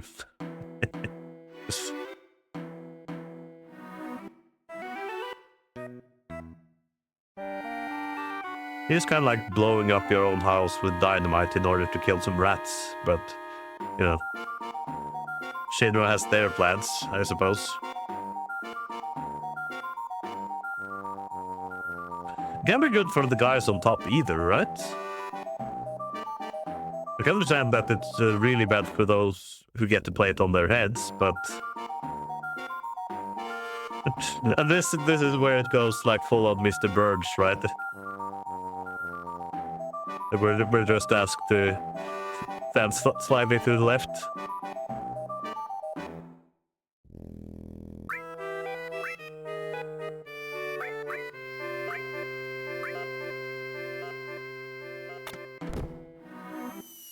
There we go.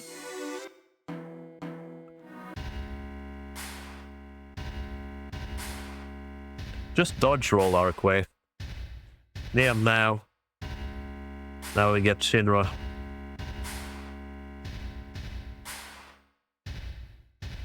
I find the aesthetic going on here very interesting because it's right before that era where future technologies like this was all apple white, sleek and everything. There's a lot more metallic. It's gone beyond the chrome era, but it's not still at that sort of hyper modern, clean aesthetic that we have today.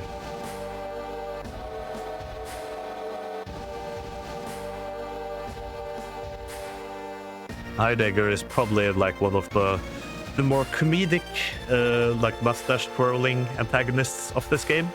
There is the one other, the snivelly guy who gets hit by a truck later on.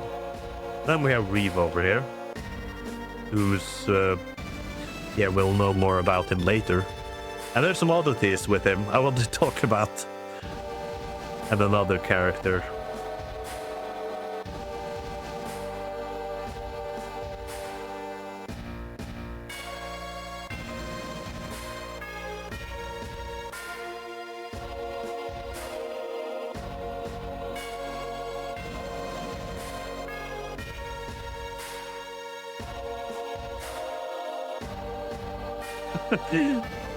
Okay, I'm just wonder if Heidegger is like, you at Shinra, we will not be going on to the toilet on company time. That's what I infer from his message here.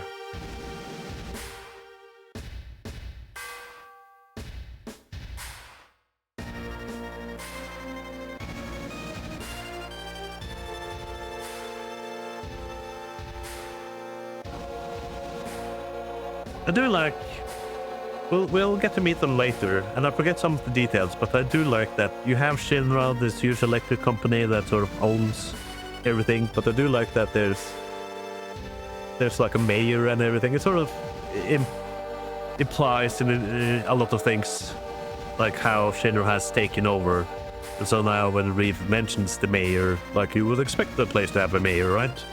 But they're like just a puppet.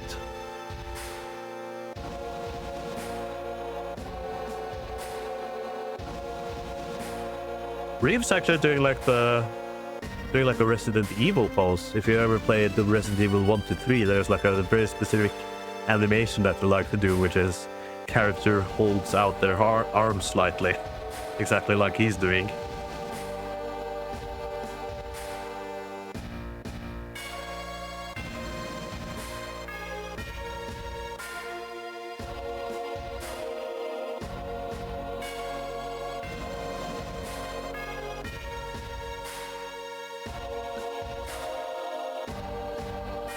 No, this is no, not to go too much into the modern sensibilities and everything, but this is like one of the earliest instances of the supposed conspiracy theory of false flag operations. I can remember when an entity does something to blame somebody else to further themselves in some other way.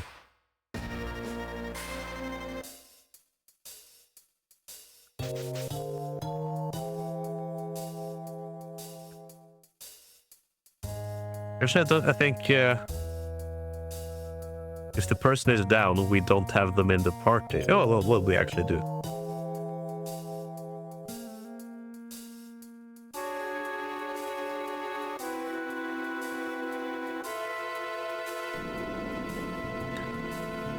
Technically a sewer 11, I guess. But it's very short, so...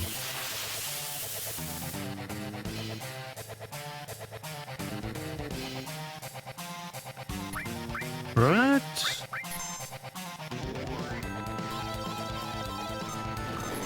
I again don't remember which of those that are best. So... This is also another, I would say, iconic boss that people remember. This guy.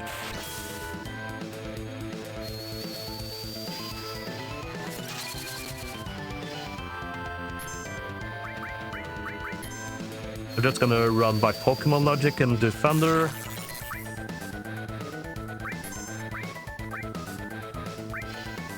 I wish I had the all materia. Or however that works.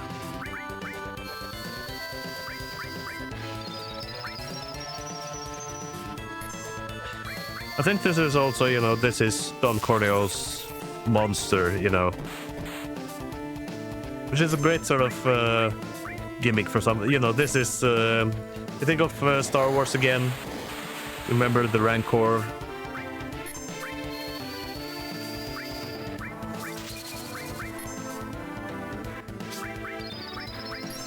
Just in case. Oh, of course. Playing really sloppy right now, but okay, I'm doing a perfect emulation of a beginner player. I do love just little details in the background here. It's very interesting. I wonder when they were making the pre-rendered background that we saw, because what typical or popular technique was, you know, to pre-render stuff, turn it into textures, and I wonder if what sort of did they have like a texture library they just applied to the walls? Did they make them for the environment and then sort of essentially photograph them as textures for the scene like we see here? There's actually a lot of detail going, especially for like an early game. But you'll see that many things in the world are textured, but the characters are decidedly not.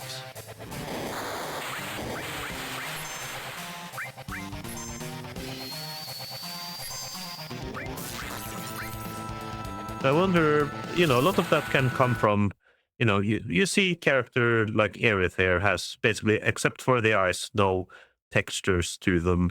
And I wonder if it's sort of a chicken and egg situation. If they had decided on untextured polygonal look early on, and then, you know, you at some point you just have to cut your losses and run with it, because it is kind of interesting how the characters aren't textured, but the world is.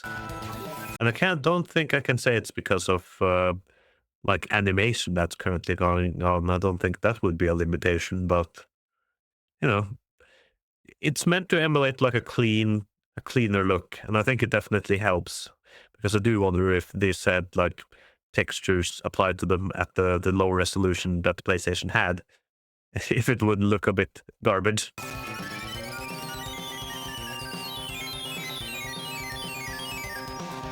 Thank you, Aerith.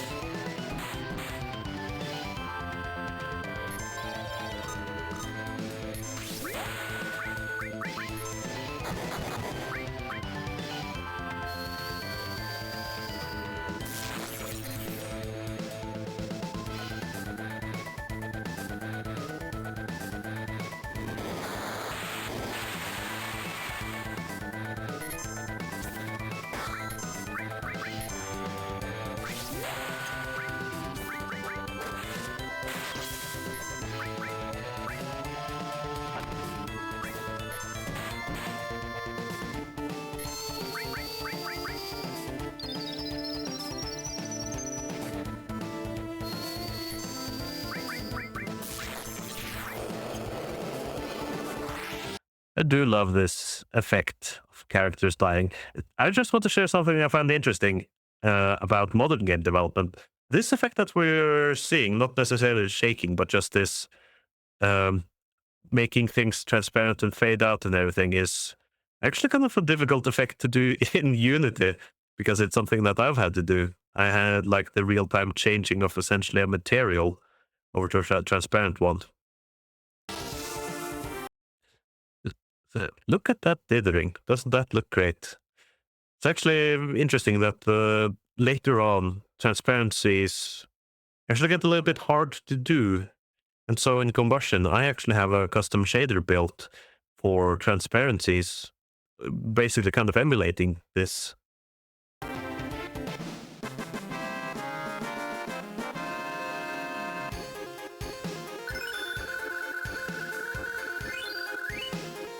Interesting that you say that, Farrell, because I looked at the trailer for the recent Pokemon game, and in it, you'll see that the character can sort of teleport from one place to another, and indeed, it plays a particle effect that just instantly teleports character somewhere. There's no fade, there's no sort of interesting thing with shaders, just literally it plays a particle effect, and then the character is moved from one location to another, and it frankly looks a little bit bad.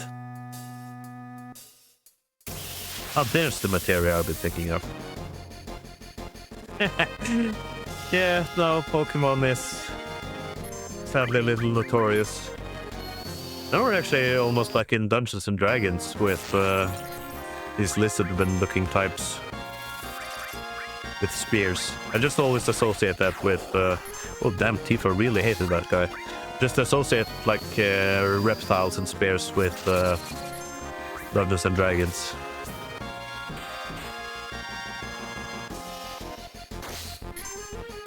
And let's just heal ourselves so we...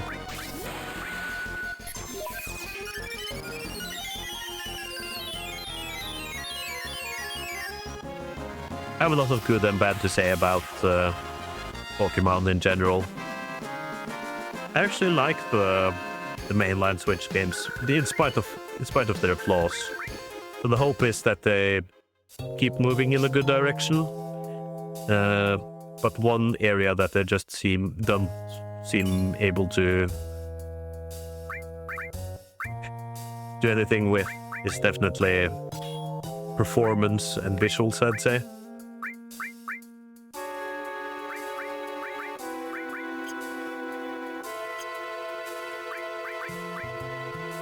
Do we have any...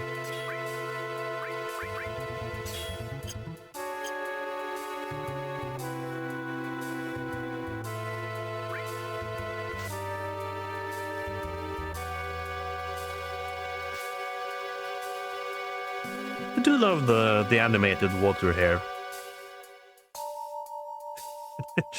And I think there's a little boot up there. It's kind of interesting.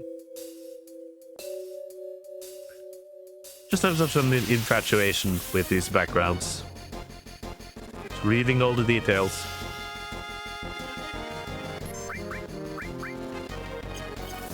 Can we get anything from these guys?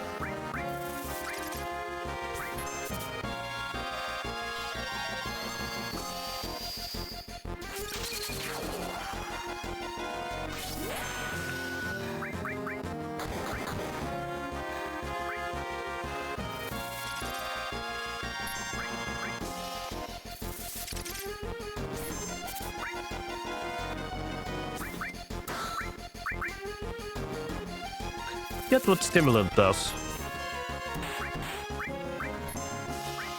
I'll say that there's definitely something sewer related in Combustion. And depending on where I land on it, it's gonna be optional.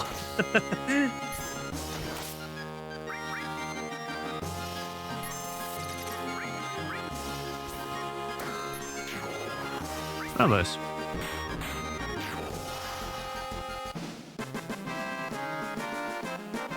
But yeah, sewer locations, you know, those are definitely, you know, you can definitely have them in older you know, you could have them be as far as back as like a ancient Roman or Greek setting, even to some degree. But you definitely can have it in like a steampunk Victorian type thing as well. But it does fit, you know, especially what we think about as modern.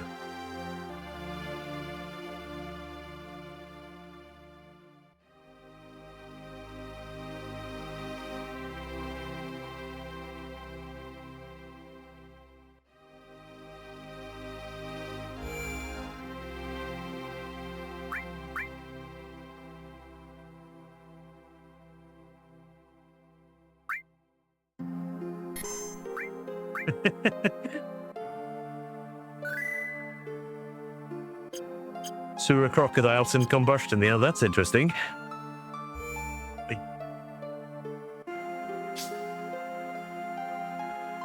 Or is this the one we have to... Oh, we can reach it.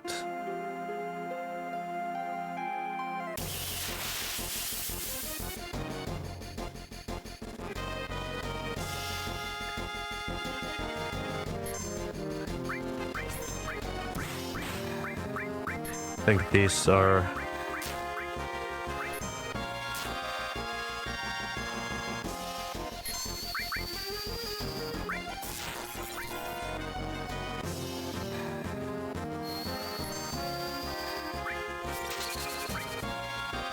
Oh.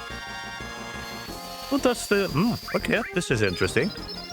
Because this is like cross slash in the original, isn't it? Yeah. That's the move that I reference in the opening of these streams. See a little slash that it does.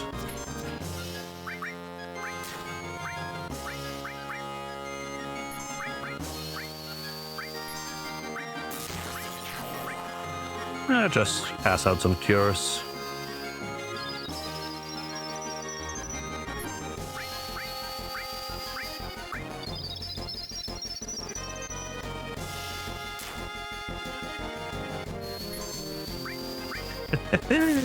Well, you say that, Dave, but it's like, you know, depending on situation.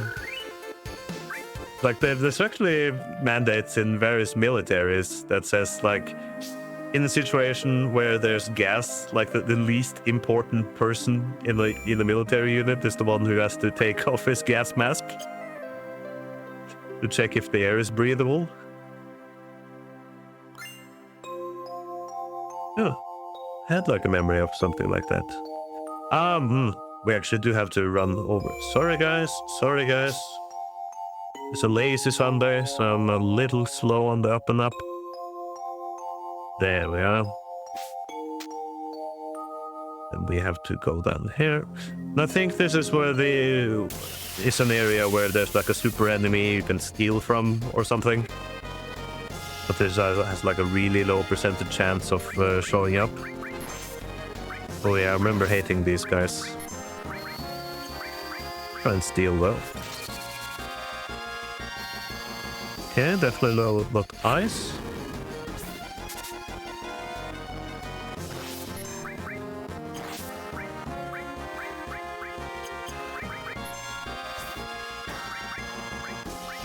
Yeah, because they're...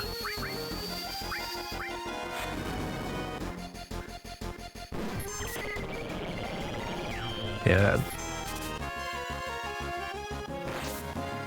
Let's get out of here.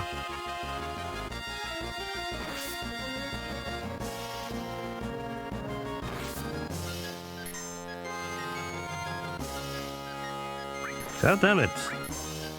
Okay, fine. If you want to be that way.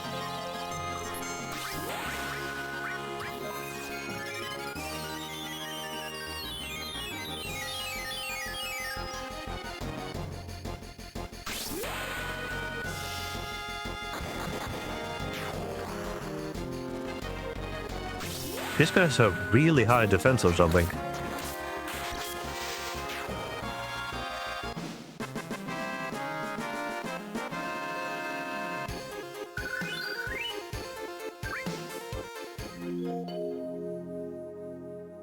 See.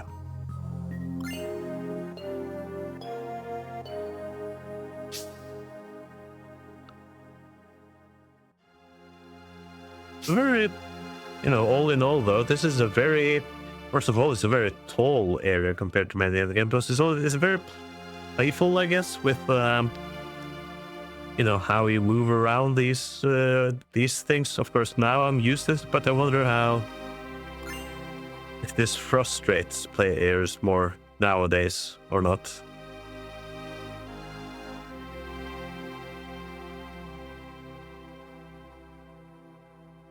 Yeah. I think this is one of the most detailed real-time 3D models in the game, these trains. Wonder if anybody has ripped those models.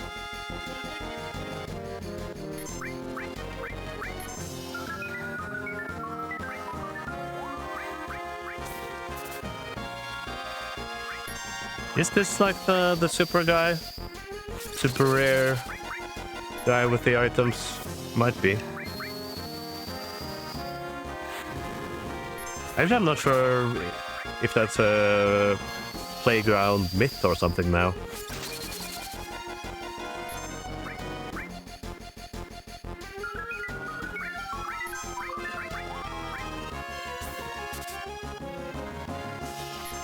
Actually, we might have to be careful, because if he puts all our guys to sleep... Ah, never mind.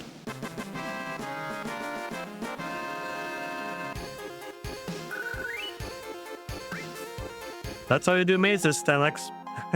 Maze that doesn't look like a maze. We were just talking about sewer levels, and there's like, the thematics of something doesn't mean anything in terms of how it plays, really. I forget.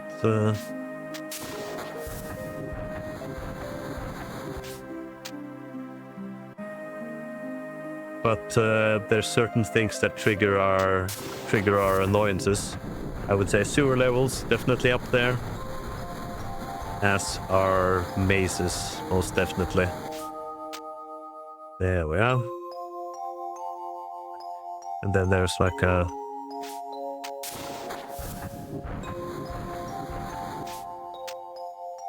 Nice. Just looking at trains, I wish I could rip the models just to get a better look at them, because I wonder if there's like an early example of baking details from, because they have the trains in high poly, the one you see in cutscenes and everything, but they're projecting those details onto textures.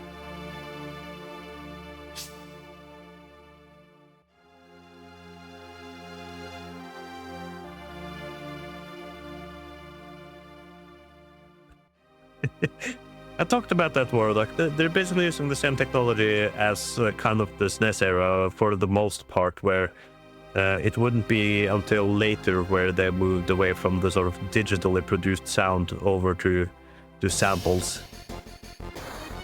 Ah, yes.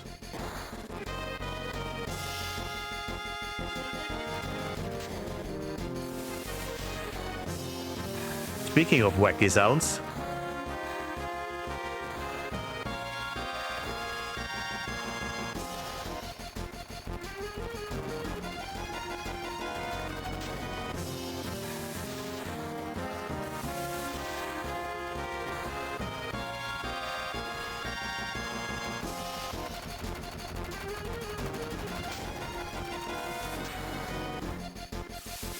Oh no.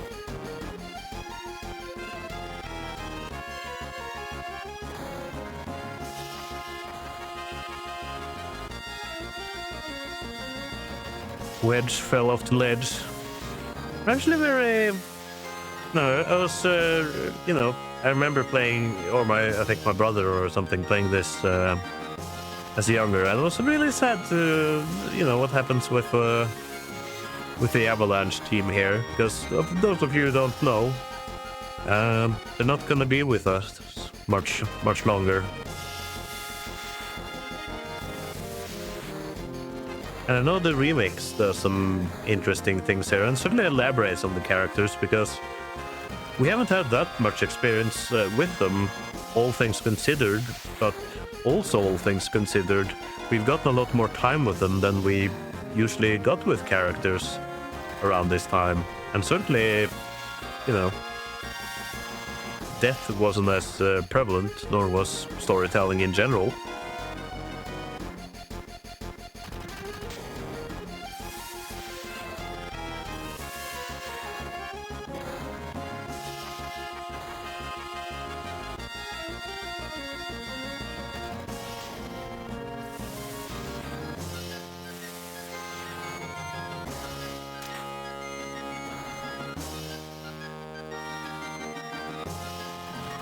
I guess Wedge just plain doesn't make it.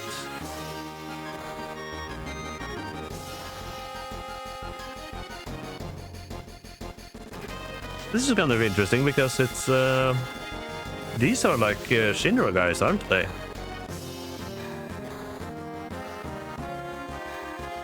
Yeah.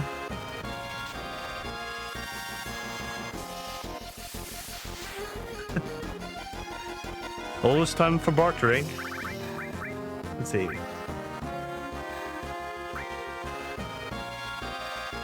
Let's get ourselves a tent just in case. We got potions, we got this and that.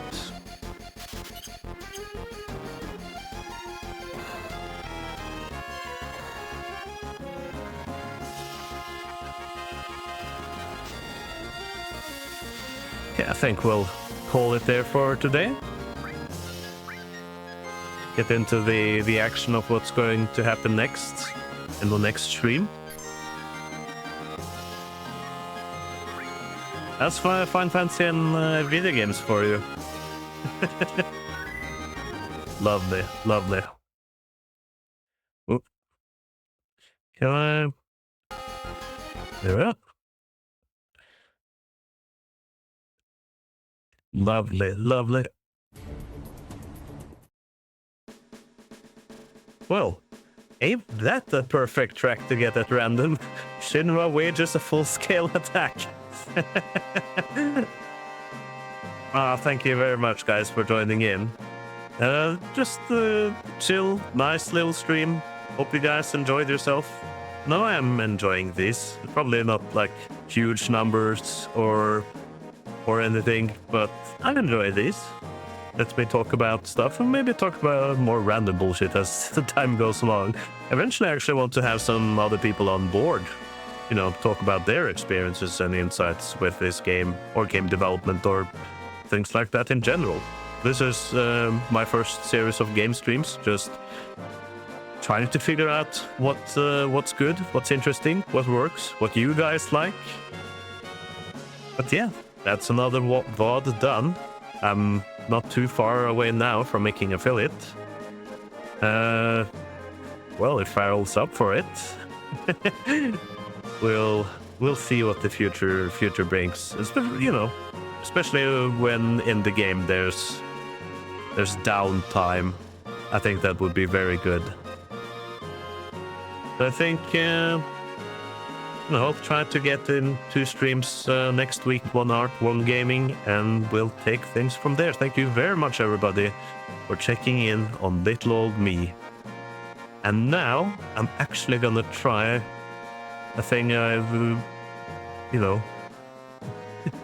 Let's see, how does this work? Because I'm gonna try and raid now, something I've not done on this stream before. Find somebody to raid. So, bear with me as I try to figure this out.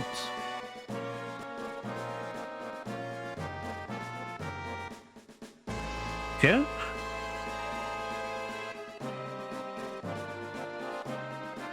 I have no idea. So, we're just gonna do somebody at random over here. But still be nice. Actually, somebody is playing Final Fantasy VII, same as me. I think they're a little further beyond. But it says it's their first playthrough, so... Sure. Sure, why not? You guys be nice. And take care.